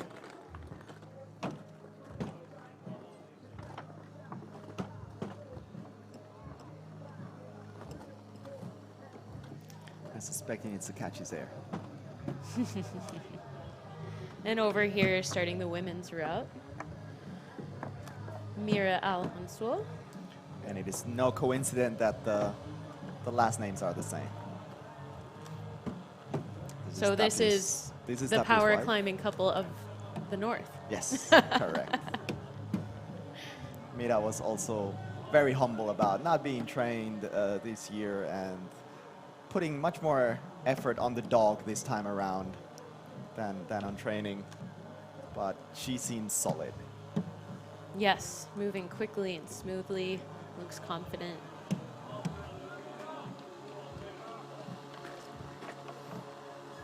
Mira is no stranger to this tower. We've seen her climb here quite often. Even though Rovaniemi, her home city, is, what is it, 2-3 hours away up to the north, she still tries to make it here to train. Almost feels like a local. And 2 years ago, she won the Euro Cup event here in Oulu as well. Using her hand to check out that hold. I bet she's hoping to repeat that.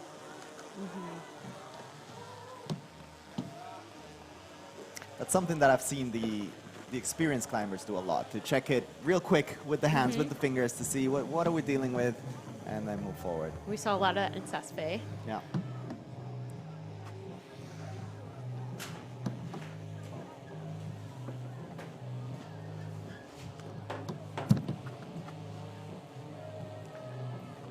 And we're honored by a visit from Tapio Alonso.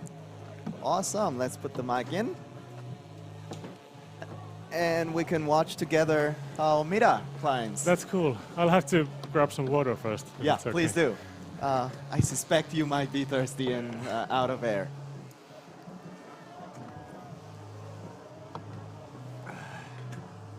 Oh, we see a figure on the women's route. I think this is the first time we see that. Well, she likes to do figures, so. That's her thing? Yeah, yeah. So a figure on an overhang and a figure on a straight wall have very different meanings, right? Yeah, absolutely. Figure of 4 on a vertical wall, you mostly do it to stabilize the pick. Whereas on an overhang, it's a replacement for a foothold sometimes. Oh, that's nice. She's climbing well. She's climbing so fast. Yeah. So fast. She's doing great. She might not be the... Oh, no. The small... Yeah, that's why I was, We saw you. We saw you there. We commented on that, how you looked at that 3, 4, 5 times. And in the end, it popped at just the last second. How did that feel? Well, I was really surprised it held to the top hold, but there was a bit of luck involved. Yeah. Yeah, it seems to be a very delicate move. It's a really, really long reach, right? Yeah, it's a long reach, and I couldn't lock it, so I had to do a sort of a dyno, like a semi-dynamic move. Semi-dynamic. Yeah. On a crappy hold, going to a bad hold, or was it a bad hold afterwards? Well, it's not a bad hold when you get the pick right, but it's not good at first. I can see that. I can see that. Yeah. What did you think of the route? You're the first one to properly top it today. What was the toughest spot? The overhang, it was pretty straightforward climbing, and maybe a bit easier than what I suspected. So it was a nice surprise. But then when I got to the vertical wall, it was very delicate, and you could feel the pump creeping up. So first it pumps you on the overhang, and once you're pumped, it gets technical. Yeah, absolutely. Are there any dangers to look for in the very beginning before the overhang, or is that just going through the moves? Well, it's going through the moves if you understand how the holds work. Okay. But if you haven't ever seen the holds, then it might be a different game. But I think most of the top athletes here, they know like all of the holds, know how they work. All right, I think we should let you go rest and sit on the throne for a while. Thank you. Hopefully for a long while. Yeah, let's hope so. Thank you. Thank you very much.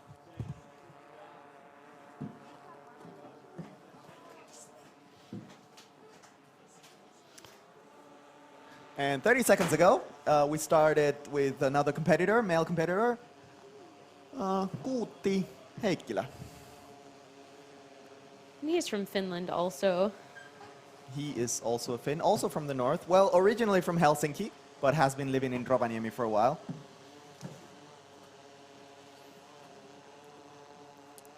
And it's funny that he was also giving me the speech about I haven't trained this year and I haven't. It's not. It's my common first refrain. competition this year, and he's in the finals. He did great in the qualifiers. I'm not sure if our takeaway should be to stop training.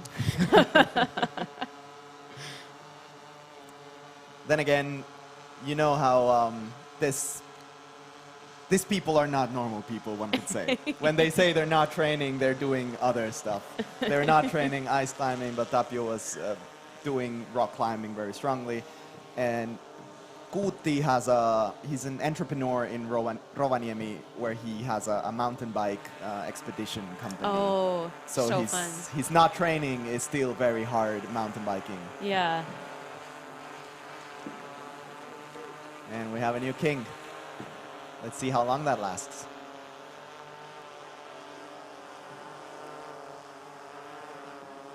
Long reach there. Makes it look easy.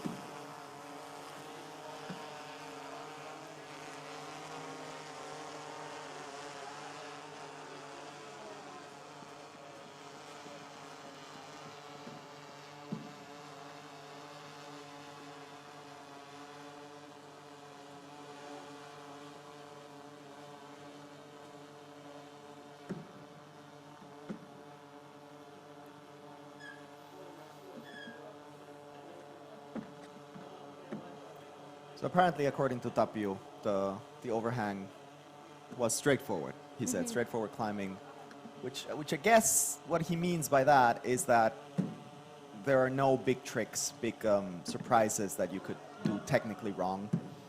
But we still have different styles. As we just saw, Kuutti did not do a figure from this move. Most of the other climbers did a figure to get to the red hole. So you can still climb it in different ways. I suspect the figure would take a little bit more power from your hand, but also would make it a bit more stable to reach, whereas this one he has to do a more dynamic reach for it. But both work.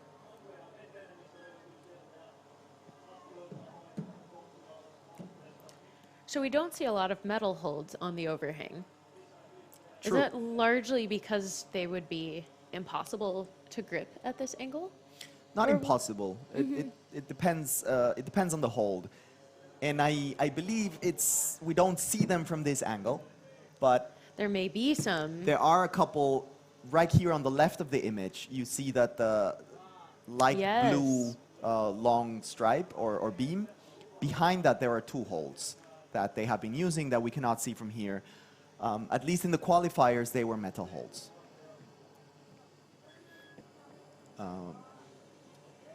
So there are metal holds as well. They're a bit different.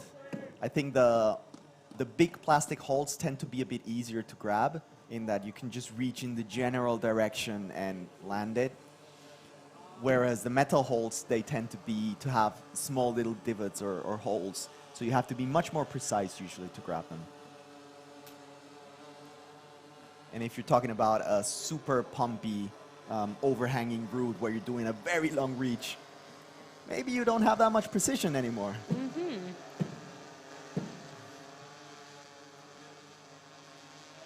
And so it's very quick set change from the qualifying route to this finals route, which has been planned and set up and tested ahead of time, but then mostly hidden Yeah. or not up at all earlier in the day.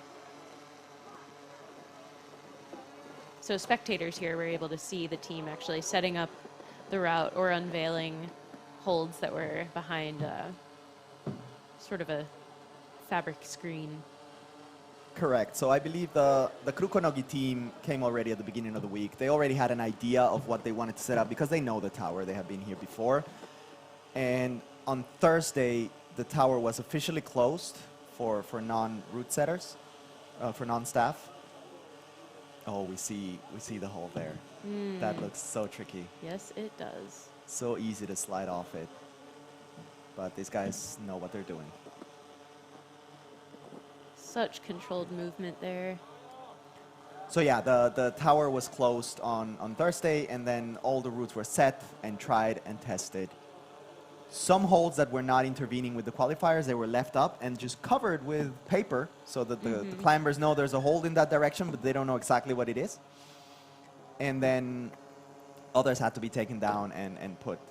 He hammers the hold in, the pick in. Other functions of an ice axe include hammer. If you remember what that hold looks like, it's this little cylinder that would pop out. And so I guess he put a lot of force and it moved a bit, and that made it dangerous. And it's still moving. And he wanted to make sure it was at the very end of it. And that is a shame. Guti goes down. Now, you were asking before about this arret strategy. If you look at how he climbed, he didn't use this idea. He was going from the right. Let's see this. Trying to go up. And I guess that's not the best way because of how the hold is, right? If you keep moving up in that, you're pulling eventually just because of where your weight is, you're pulling, and there it pops. So maybe to have the axe flipped.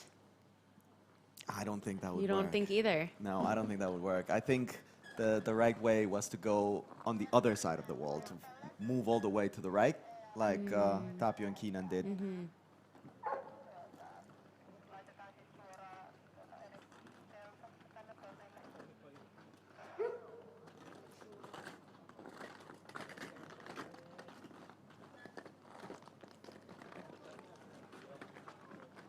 We have an interesting climber now coming to the female section. It is Katarina Rostova from Russia. And this is a very, very experienced ice climber. We have seen her in the World Cup this year. I believe she was in 4th position from the entire World Cup.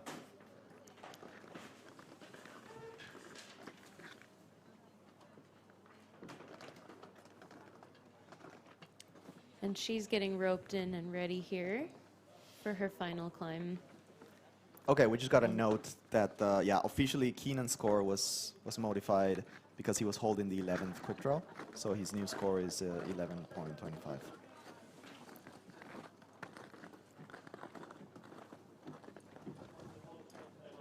And so Katarina is an experienced, very experienced ice climber with 5 years of World Cup tours. And she told me that she felt like trying out a new place this year, trying out Oulu. She's from Russia, living in Moscow now.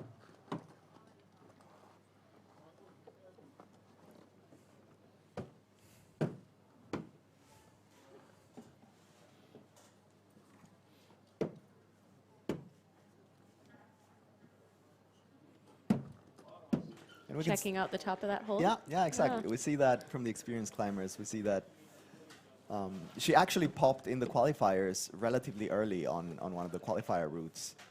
And she told me that it was because her mind was not in the present.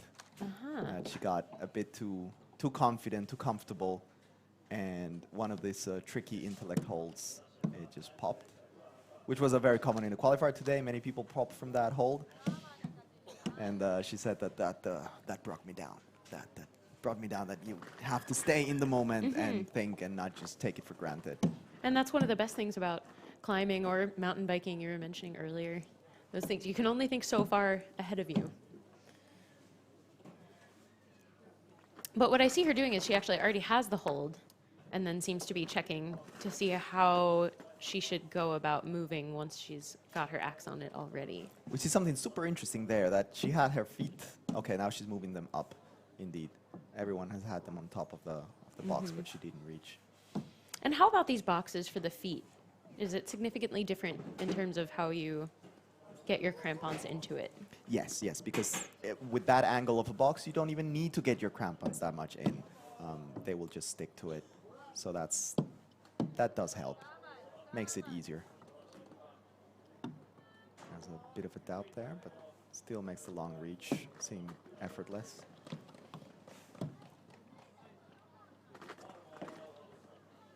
Into clip 10.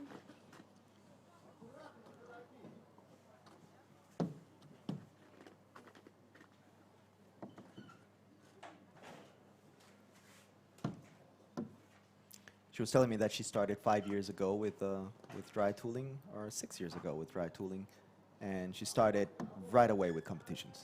The first year, as soon as she started, it's like, yeah, let's go compete. And she said that was because you need goals in life. If you don't have a set goal, a concrete thing to look forward to, then why would you improve? Why would you put in the time and the training? And that's what motivates her. Well, clearly it's working for her. The hold she has on the left is actually the intellect hold that I was talking about before. Okay. It was not in that same position, but it had the same thing. So I suspect that was on her mind now as she climbed.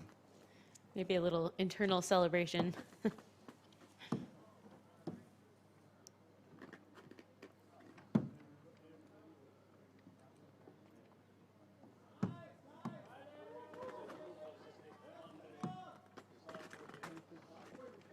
Something that you tend to see with this more experienced climbers is that they know how long their body is, how long their arms are, the tools are, so they know how high they have to put their feet.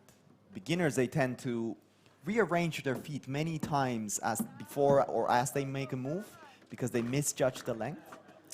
Yeah. But the more experienced climbers, we see them very accurate. Put the leg, move forward, and the leg is exactly where she wants it. And this is the same move where Mira Alhonsuo had issues. Little foot pivot here. It is a tricky Getting move. the hip in for that reach. We see how she drops the knee on the rack to keep Yeah. closer to the wall. That is very, very good technique, very good form. She makes the hold and it puts her in the lead. And a little bit of a bolder move on that hold by her left leg to get up there.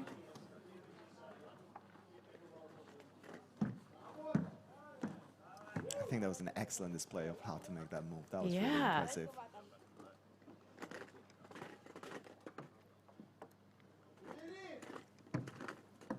That's sometimes the thing when you look at the World Cup live streams and the finals and all of the climbers are so great, you don't realize which are the really tricky moves sometimes. Something like that was really, really tricky, they make it look easy. Because that takes a lot of balance. Moving your feet, you can't move the tool. Yeah. And you have to know, right? You have to know what you're aiming for. You want to keep your body close to the wall, so you do a drop knee or you angle your knee, your hips. It's not obvious that you would want to do that. At least to me, it wouldn't be obvious. Not an intuitive move. And we saw that even with someone as experienced as Mira Alhonsuo, it can still pose a challenge.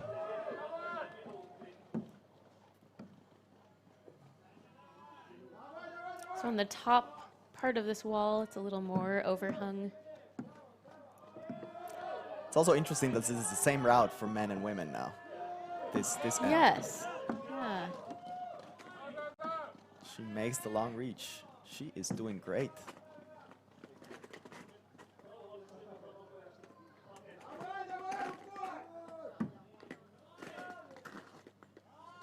Yeah, she takes it with a hand like the rest have done before. Now she has to do the hand switch. Hand switch.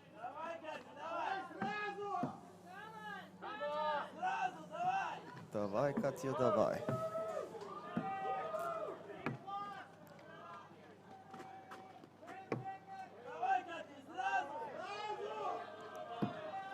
Yes, the cloud Second is to pretty last excited. hold. Yes. And it seems like she's going to be the first to top it from the female side.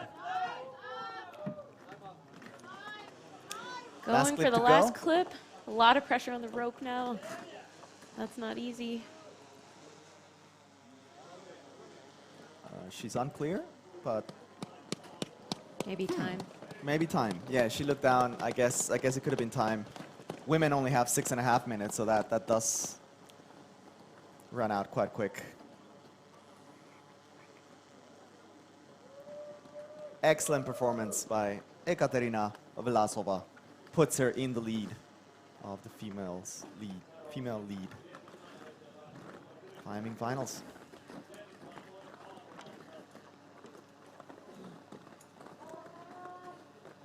So how about the tape on the axes? Are there differences in type of tape and grip that people want? Yes, there are a lot, and the tape has two main functions. So as you can see, you put the axe in the mouth quite often. So the part of the axe that you're going to put in your mouth, you want to put tape there so that it's soft on your teeth. I broke a little piece of my tooth at the beginning when I started dry tooling because I didn't have enough tape in it. Look, the camera's come to check out your... Let's not go too close to my teeth, but it's missing a piece. I feel it. Yeah. So you want to have tape for that to cushion and to be able to hold it well with your mouth. Yeah. Better grip. Yeah. And the rest is not so crucial. Some people put rubber. I've seen some people that put old bike tires around it for a little bit of grip. Yeah. Sometimes it's tape. Sometimes I've seen people that don't have anything, and it's just because the axe, so it depends. It adds a little bit of cushion, a little bit of grip. It's a very personal thing. We see Dennis right away, right off the bat. He is in a hurry. He skips a hole. He went straight from the hanging volume, ignore that side pull, and let's just go. And he's from Netherlands.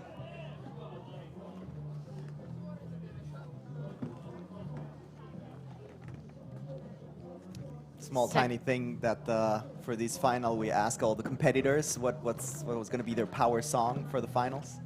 Is that what we hear in the background now? That's what we're hearing, Rage Against the Machine.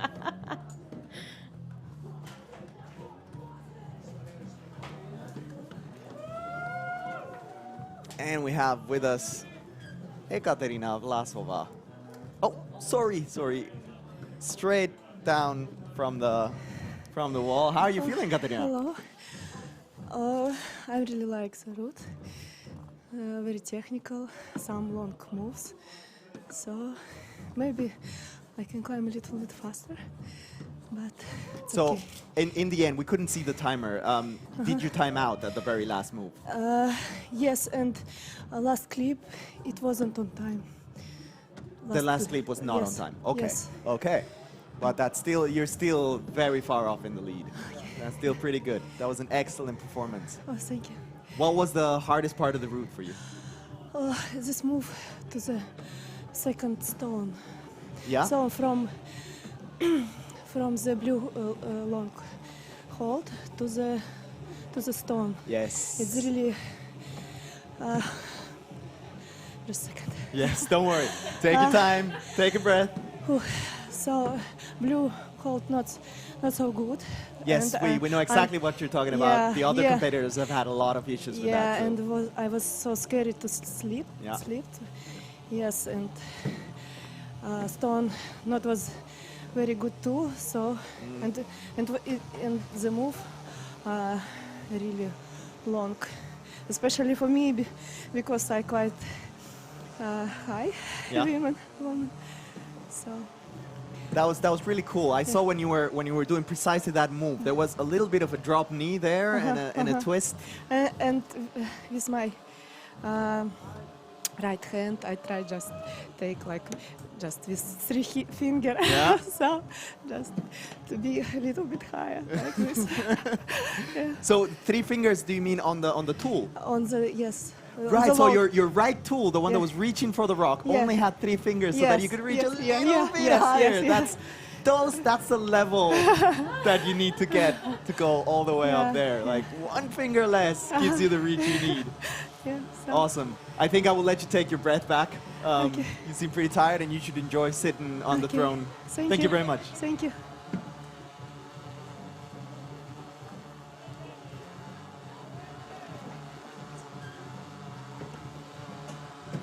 And we go back to see Dennis van Hoek from the Netherlands.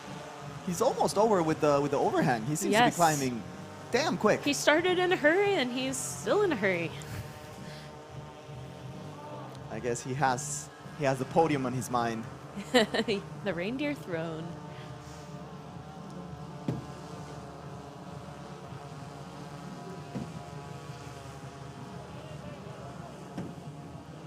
Because that's how it is at this level of the competition, right? If you're already topping the routes, then it's about time.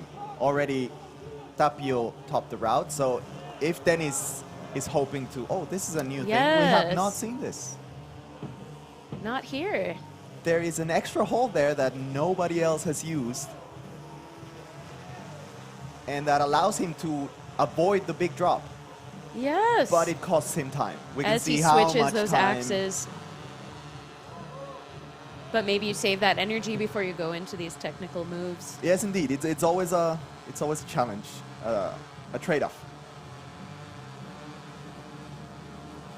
So let's see how he uses the arete here.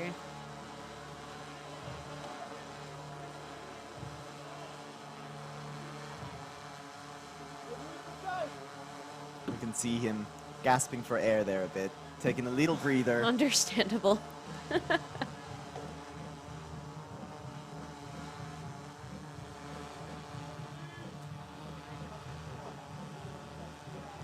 reach into clip 12. Looking good, and he's going on the left side, trying to make that pull from the right direction. That's looking very good. Looks solid.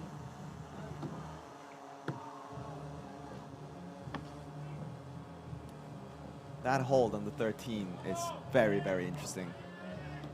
Jamming your pick right between those two little metal balls. And now he's going to the big move that we've been talking about. The one that, whoop, and it is slippery. You can see, he just slipped off it, but was still with his right hand solid, so he's okay. But you Just don't want to like let go when you feel like that.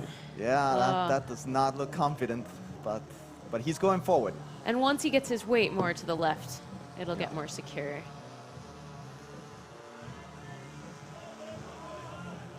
And Dennis is very, very tall, so that does play to his advantage here. Is that because he can get more weight out further? Well, imagine if you have just longer arms, it will give you a bigger reach, and you don't have to bring your weight that much higher. Yeah, so you can keep things more consistent on that lower pick. Oh, he went down. He went down to take a rest. Interesting. That is the part of the women's route. I guess that's not forbidden. It doesn't help him in terms of progress or time, but he can take a rest if he was pumped. Oh, very clean. Very well made. That was beautiful. And still over 3 minutes left. That was very beautiful. And also very different technique from what we saw Katja do. Yeah, yeah. And stabilizing on that lower left hold to bring his feet up. I don't think we've seen anyone do that either. No. This is very interesting. This is a very close competition because he has a similar amount of time left than Tapio had when he was up there. It is not clear to me what's going to happen.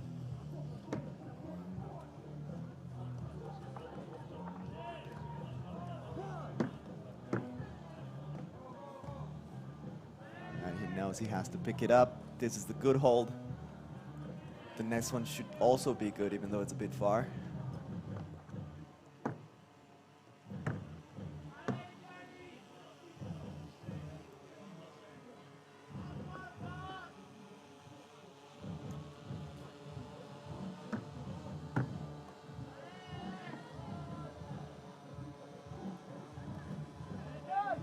That is a long reach. But it's long reach into a solid Stein pool. That's a really solid hold now.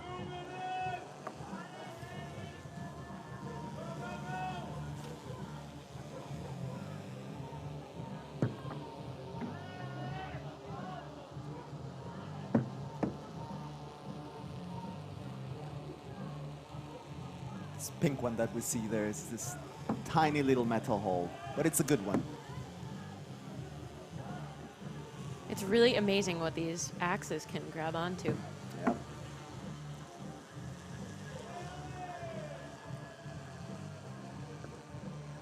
Makes clip 18.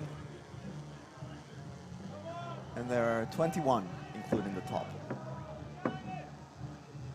Under 2 minutes left. I think he's doing great. He's doing really good time. And he doesn't have to do a hand switch there, the way he did that. Yeah. He planned that well. Well, you can tell that he's tired. Takes a little bit too long on those moves, but he's almost there.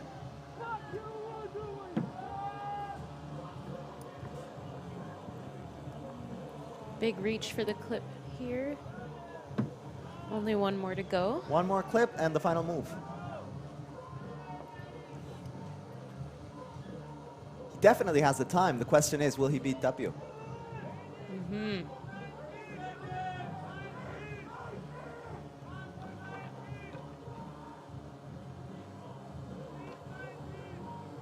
Oh, he puts the foot solid there, and he sticks it. Solid, Really solid nice. climb by Dennis van Hoek from the Netherlands. He looks thrilled. Like he should be.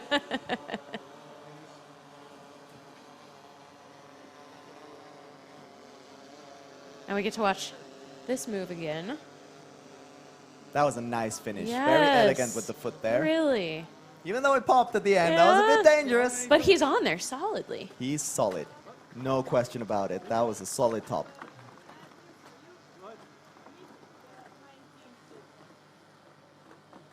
Oh. Oh no, the judges are telling him something and he does not look happy.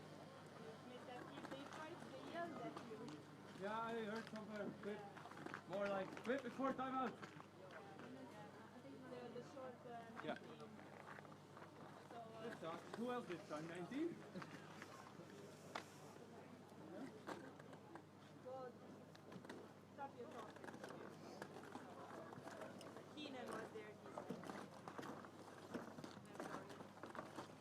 I wonder if it's another problem with the quick draw. I'm not sure. The voice we were hearing there was from the main judge, Oana.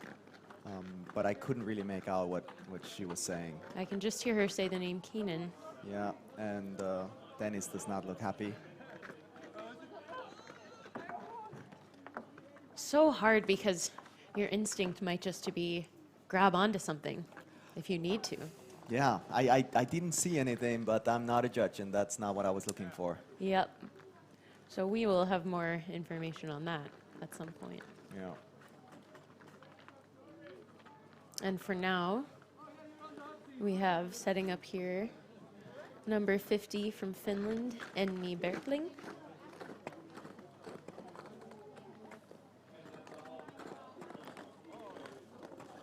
And like we were saying before, this is the other half of the duo. Enni is from Helsinki, The Southern Power couple. the Southern Power couple. Although we don't actually need to talk about couples because both men and women they are excellent athletes in their own right. Yes. I guess it does. They don't need an other half. Well, at least not to climb. But I do guess it makes it easier that they're both into the sport and both very competitive about it, which must motivate them to I would think, yeah. push forward. Enni has been working pretty hard lately to inspire and train the new generation of ice climbers. How so? She's been working as a coach for younger climbers. I think many of the young climbers that we saw today at the youth competition were her proteges. And they were quite good. Yeah, yeah.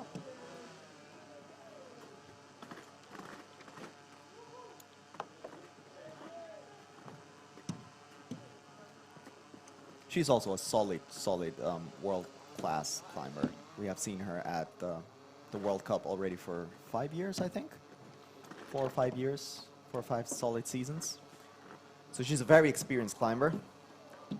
She's also very tall for a woman, so that gives her a small edge.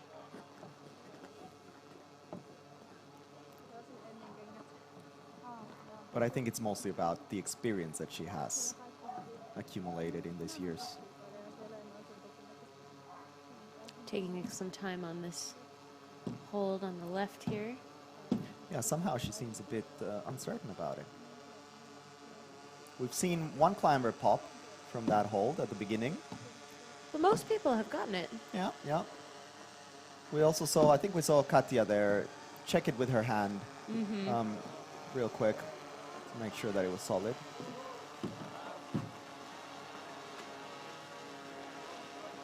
So yeah, she's climbing a bit carefully, but that's a good thing.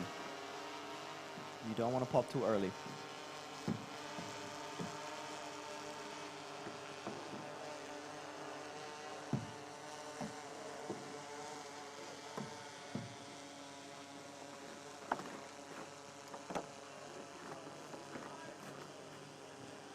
Of course, if she wants to aim for first place, she needs to pick up the pace.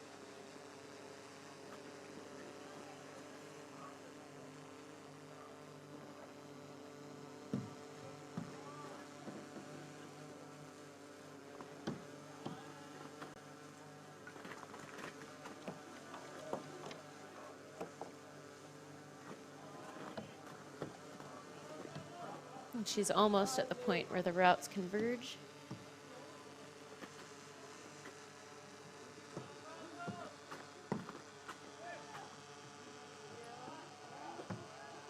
Yes, one more Stein pull. That's where Dennis came down to take a rest.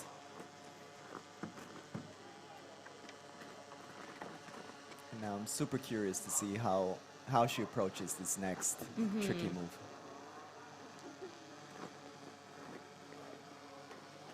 She goes on the very, very top of it. Higher than anyone else we've seen. I think she's trying to get those few extra centimeters. Yes. Like we heard Katja use Dropping. one less finger to get that extra height. Then Enni is getting a few centimeters from that place. Really strategic. And that looks so sketchy. That looks so tricky. We've seen people pop there. We know it can happen. She knows that too. But, And it was her foot that popped. That was such a surprise. I guess she was trying to be too careful and didn't kick in hard enough. Focusing too much on her hands. Yeah. That kick was not solid enough and it comes down. Yeah. That is such a shame. So many things to think about at once. Yeah. Like we were saying before, it's about being solid every time, all the moments, being in the moment, focusing on all your limbs. On tulossa yksi nainen, Tuomo. Joo, mutta vien tuolle miehelle. Joo.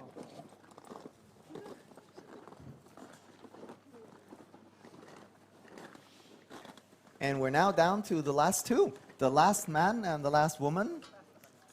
So this is the last time to kick Tapsa and Katja out of the throne. They're looking very comfortable there. Yeah. The last climber we have from the male side is Pauli Salminen from Helsinki.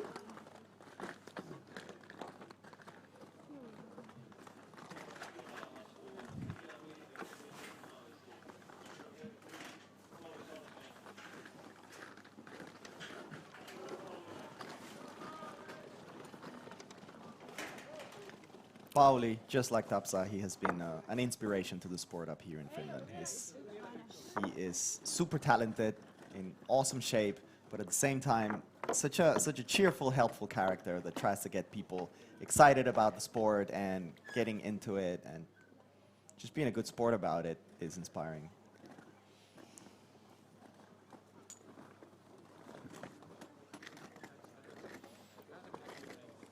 Did we talk about the belayers yet? Are We these have all? not. These are all members of the climbing club. These here are in all Oulu? locals? Yeah, All these are locals? all local volunteers. Yeah. Talented climbers themselves, of course, because this takes a lot of skill. You have to pay attention. You have to pay a lot of attention. You don't want to be that belayer that doesn't give enough rope when the lead climber is trying to clip. You don't want to add to the drag. Yes. That's already coming to the climber. They're doing the performance. But you have of to the be year. also really careful with how much rope is out for safety. Yeah, it's also a matter of safety. So yeah, the belayer job is quite important. there may be axes raining down on you. Yeah.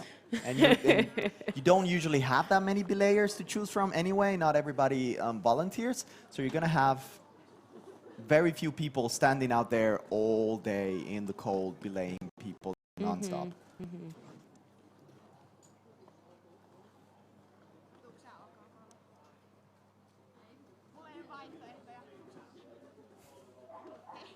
We hear people in the background already planning the after party.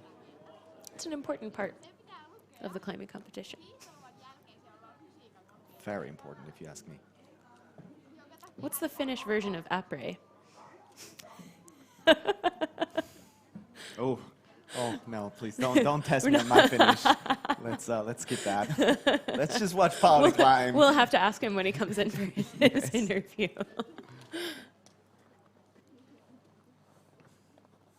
So like Tapsa said, the strike part should be pretty straightforward if you know what you're doing. If you know the holds and if you know how to hold them, there shouldn't be any surprises. I would expect that Pauli knows what he's doing. He's a very experienced climber. I believe 5 years of World Cup tours behind him. So he has seen the holds before. How often are new kind of categories of holds designed for dry tooling? I think all the time. I'm not really an expert in that sense. I don't know all the holds in the world, of course, but the one that Keenan was mentioning at the beginning, the tricky part on the arret on the male's route, just on the clip 13, the two metal balls that were fused together. I hadn't seen that before this year. I think someone was mentioning it's a new one. There was also in the qualifiers, there was another Krukonogi hold that was kind of like a horseshoe shape, and I believe that was a new one this year. I suspect it was too easy, too good of a hold to put on the finals route. So it's interesting to think about how, as the technology and the holds develop in the sport, how you really have to keep abreast of these changes so that these moves aren't a surprise. And how things are going to change in the coming years. That is actually super important, to try all the different holds in all different positions and places and get acquainted with the limits of them, how much you can pull in what directions. And I bet the holds change substantially depending on the surface, the direction of the surface that they're on. So that one hold that seems the same might be actually a really different thing to navigate on this overhang, for instance. Indeed.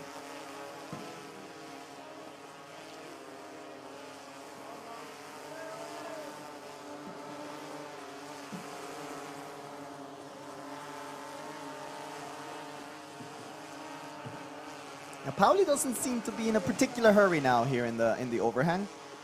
Seems to be doing things solid, steady, deliberate.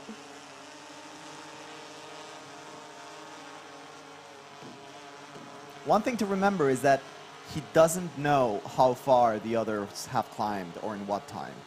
So they have all been in isolation all this time, and they don't get to see how the others climb.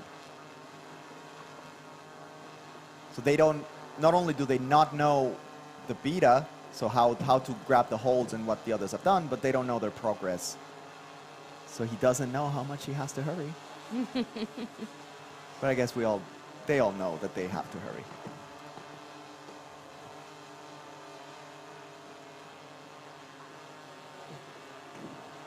Really nice, graceful swing there. And we'll see how he approaches this next move.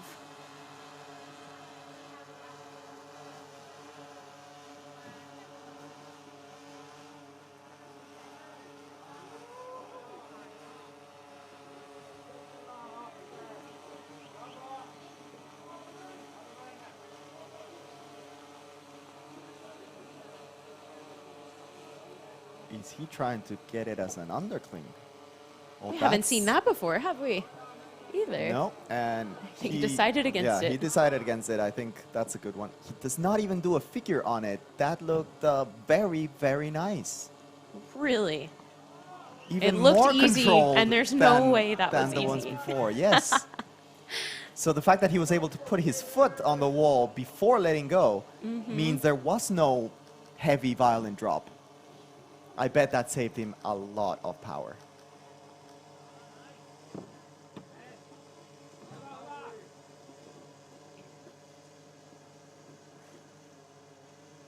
Shaking it out before this technical section.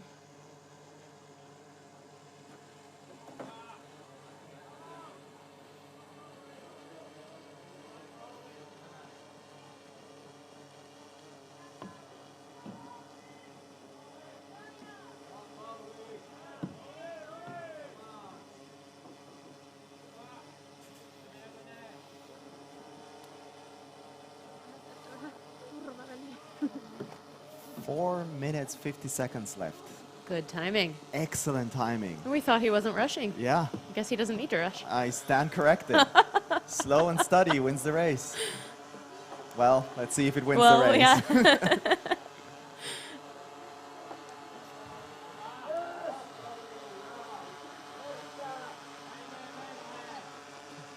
If you ask me, this is the most exciting move of the whole route. For both men and women. Yeah. And significantly different for each with what angle they come into this angled hold. You see, 3 fingers as well. Just like, yeah, he's trying to get that extra reach there, just getting a little bit higher, and he sticks it. That was great. Excellent technique. Doesn't even stop the clip there. He moves one more. He knows that the next hold is better. This makes you wonder how much extra power and control you get from your pinky finger being on the axe.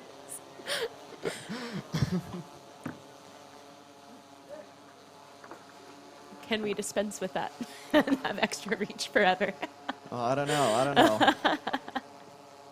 I feel like when I'm ice climbing, I need the help of all my fingers. Yes. So really impressive that these athletes can do that. Yes, indeed.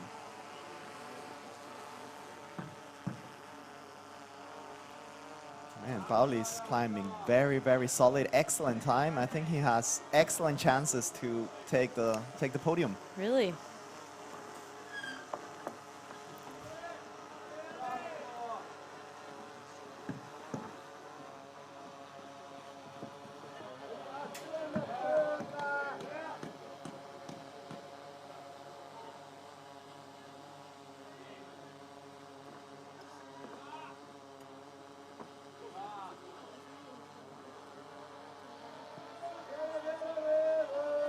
Quick shake.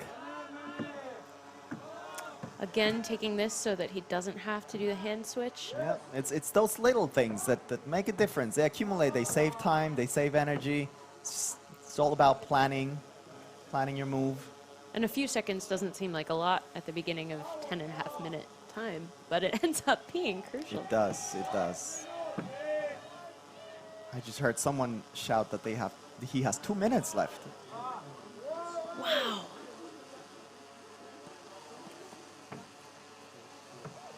Over 2 minutes left. That is impressive timing. It really is. I think the route setters must be really, really happy that it was just one climber that got that much time left. So he just has to get this last hold here. Oh, nice. Figure. Very nice. That is nice. beautiful. Oh no. No. Oh no. I'm not sure what that means for. I'm not sure.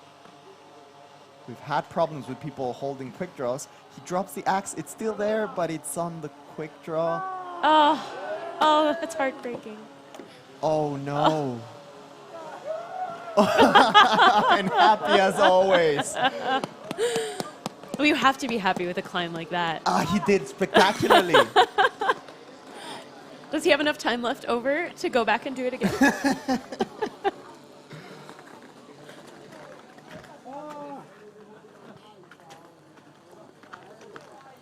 We'll see again what happened. It got stuck on the chain there on the quick draw. That is. You can't predict that happening. That is such bad luck. Wow. But what a climb to be proud of. That is fantastic climbing. I'm not and sure. what a weird ending at the end. Such a weird ending. I don't even know how Tapio must be feeling right now. Yeah. It's like, Can we see more of how? what? That is a. And of course, once his weight is over there to the left, he's not going to be able to untangle the axe. Wow.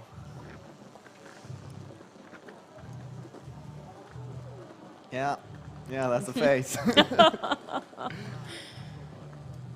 Unforgiving sport. Yep.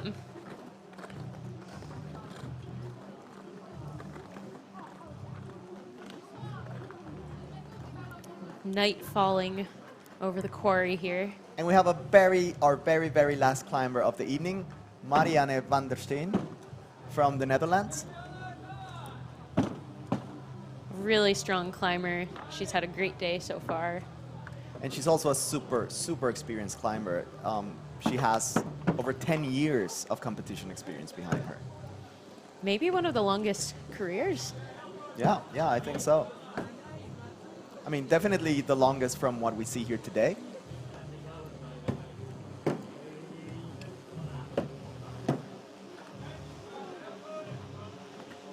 And is this her pump-up music we hear in the background Yes, also? yes, it is. Nice. So not only experience, but she also has good taste.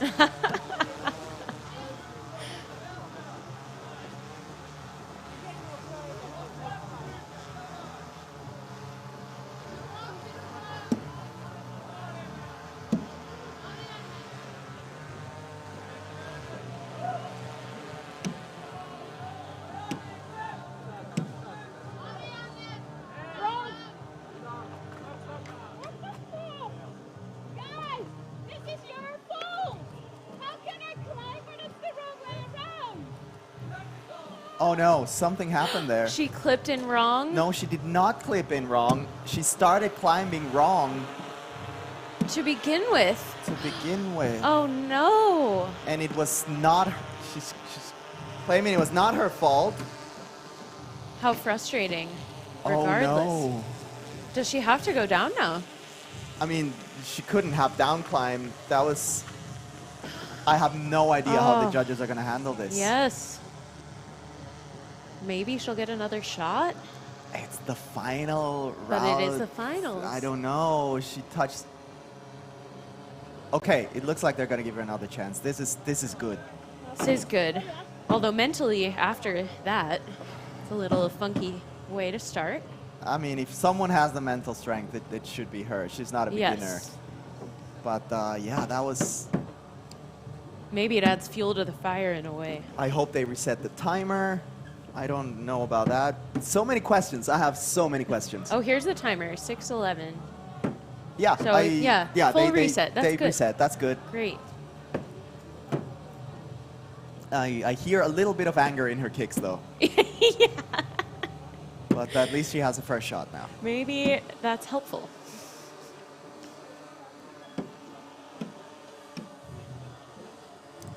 She had done, what, maybe 4 or 5 moves? She was a little higher than this, I think. Yeah, she was a little bit higher. So I hope that little do-over doesn't affect her mentally or physically. I mean, you're still using power from your arms, power that you could have used at the end of the route. Although you are familiar with that beginning part of the route more so than you would have been. I'm not sure how much of an advantage that really is. It's just a sad situation to be in. This is Yeah. not good for anybody.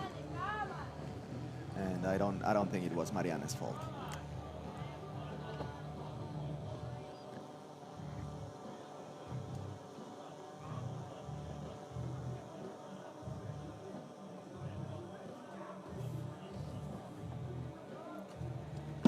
Nice exchange there. Yeah, being extra careful there with that hold. She knows it's a long reach.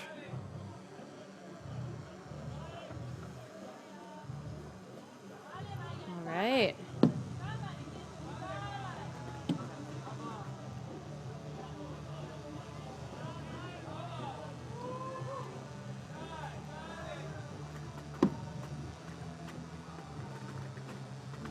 She makes makes it seem effortless. Good stuff.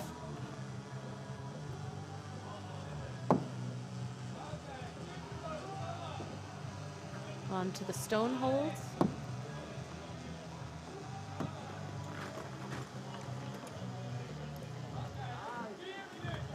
I think it's so easy to forget at this point of the night that many of these holds are not easy. They just make them look easy.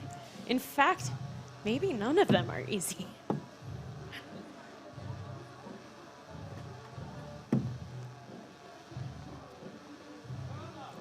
This intellect hold where she is right now caused so much havoc on the qualifiers today. And you can see, really, she can't use the wall as support for the handle of the axe there. She can't move out any further. Has to be exactly perfectly positioned.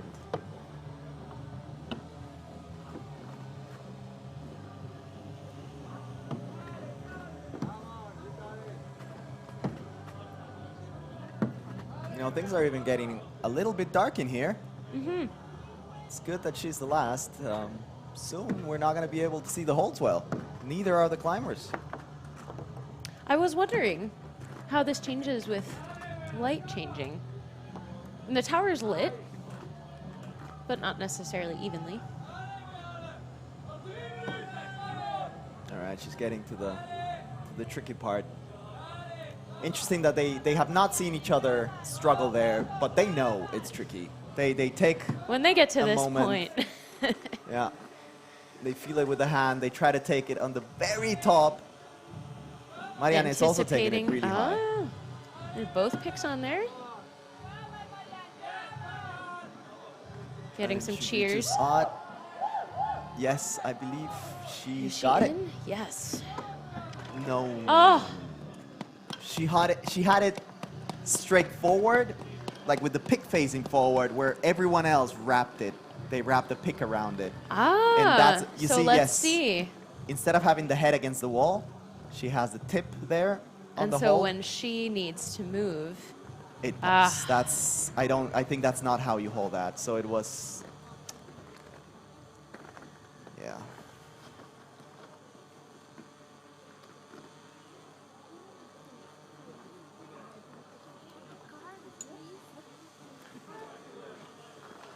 And I guess unless there are any surprises by the judges, then we have our finalists, the winners. seems so. We know at least who has been sitting on the throne up to now. I believe because of Pauli's mix-up with the quick draw at the end, he doesn't get the lead. And that means that it's Tapio Alonso and Katarina Vlasova. Great climbs by both. Great climbs indeed.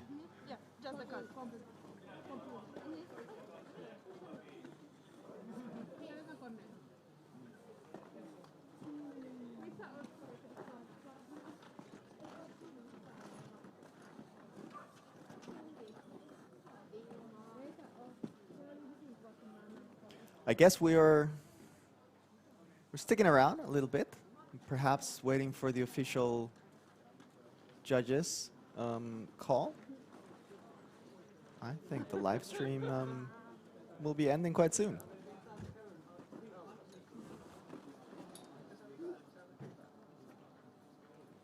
Thanks for joining us here in Oulu, Finland. Take a look at today's tasks. That route has been a good one. I hope you enjoyed the live stream, the climbing, and the awesome athletes that have been putting on a show for us. It's been such a treat to have everyone visit. A great day here in the quarry, just northeast of Oulu. I have been Daniel Herrera. I'm Ann Jancha. Thank you very much, and good night.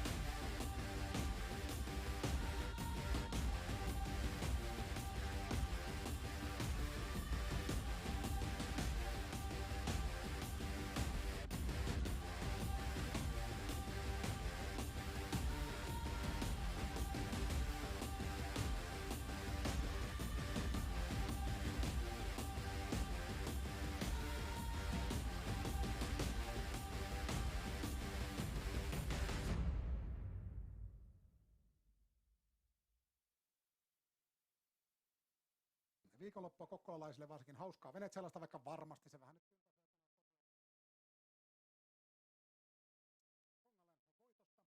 Ja tosiaan muistakaa nämä ottelut.